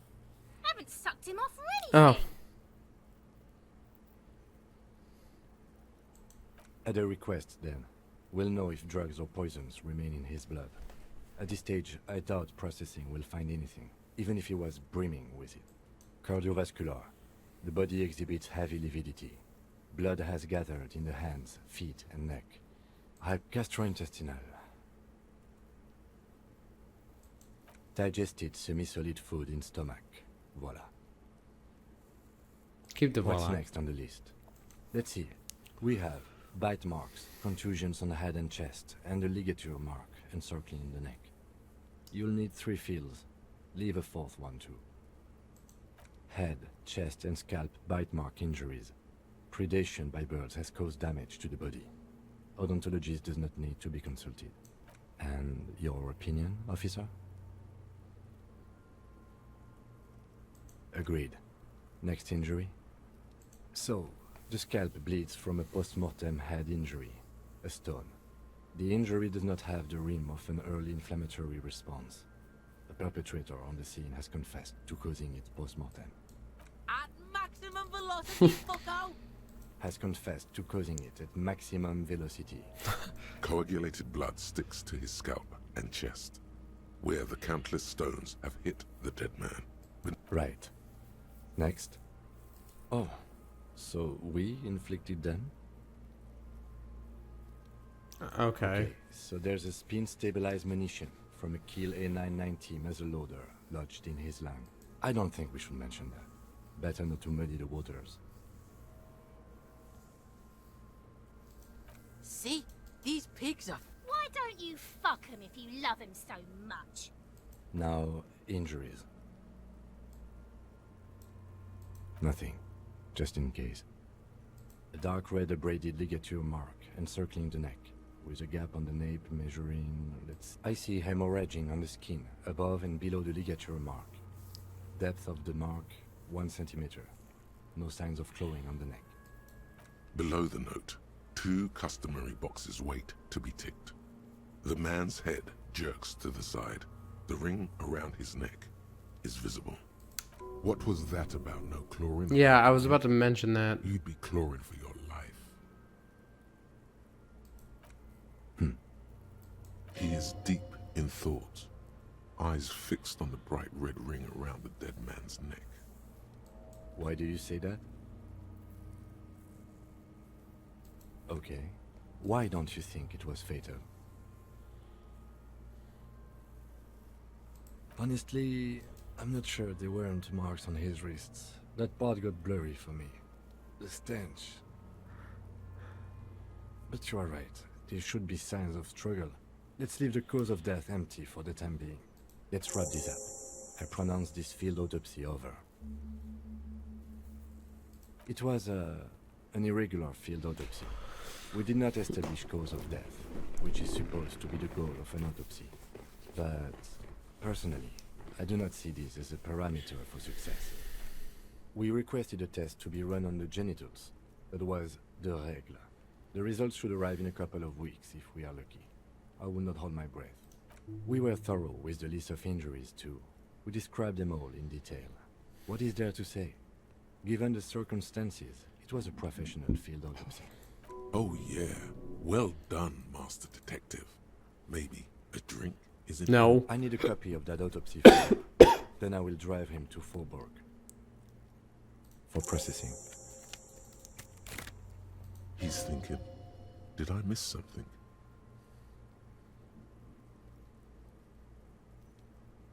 Please work.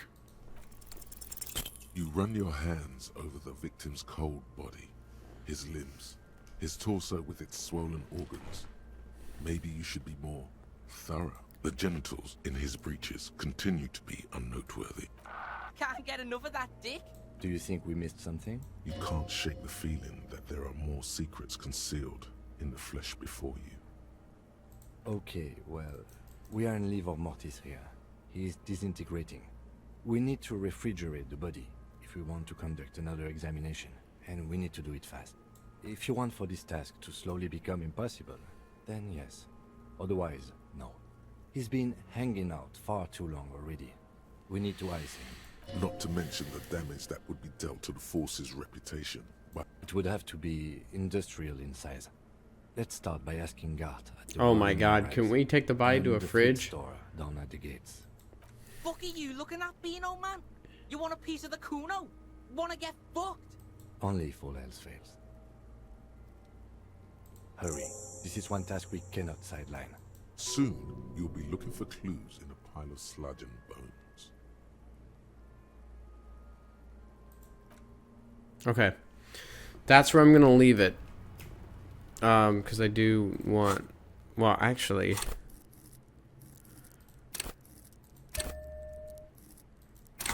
Let me make that check one more time. The man is... The lieutenant adjusts his glasses. Actually, you know what? No. We leave that for next episode. Wow. Alright. This was a big one.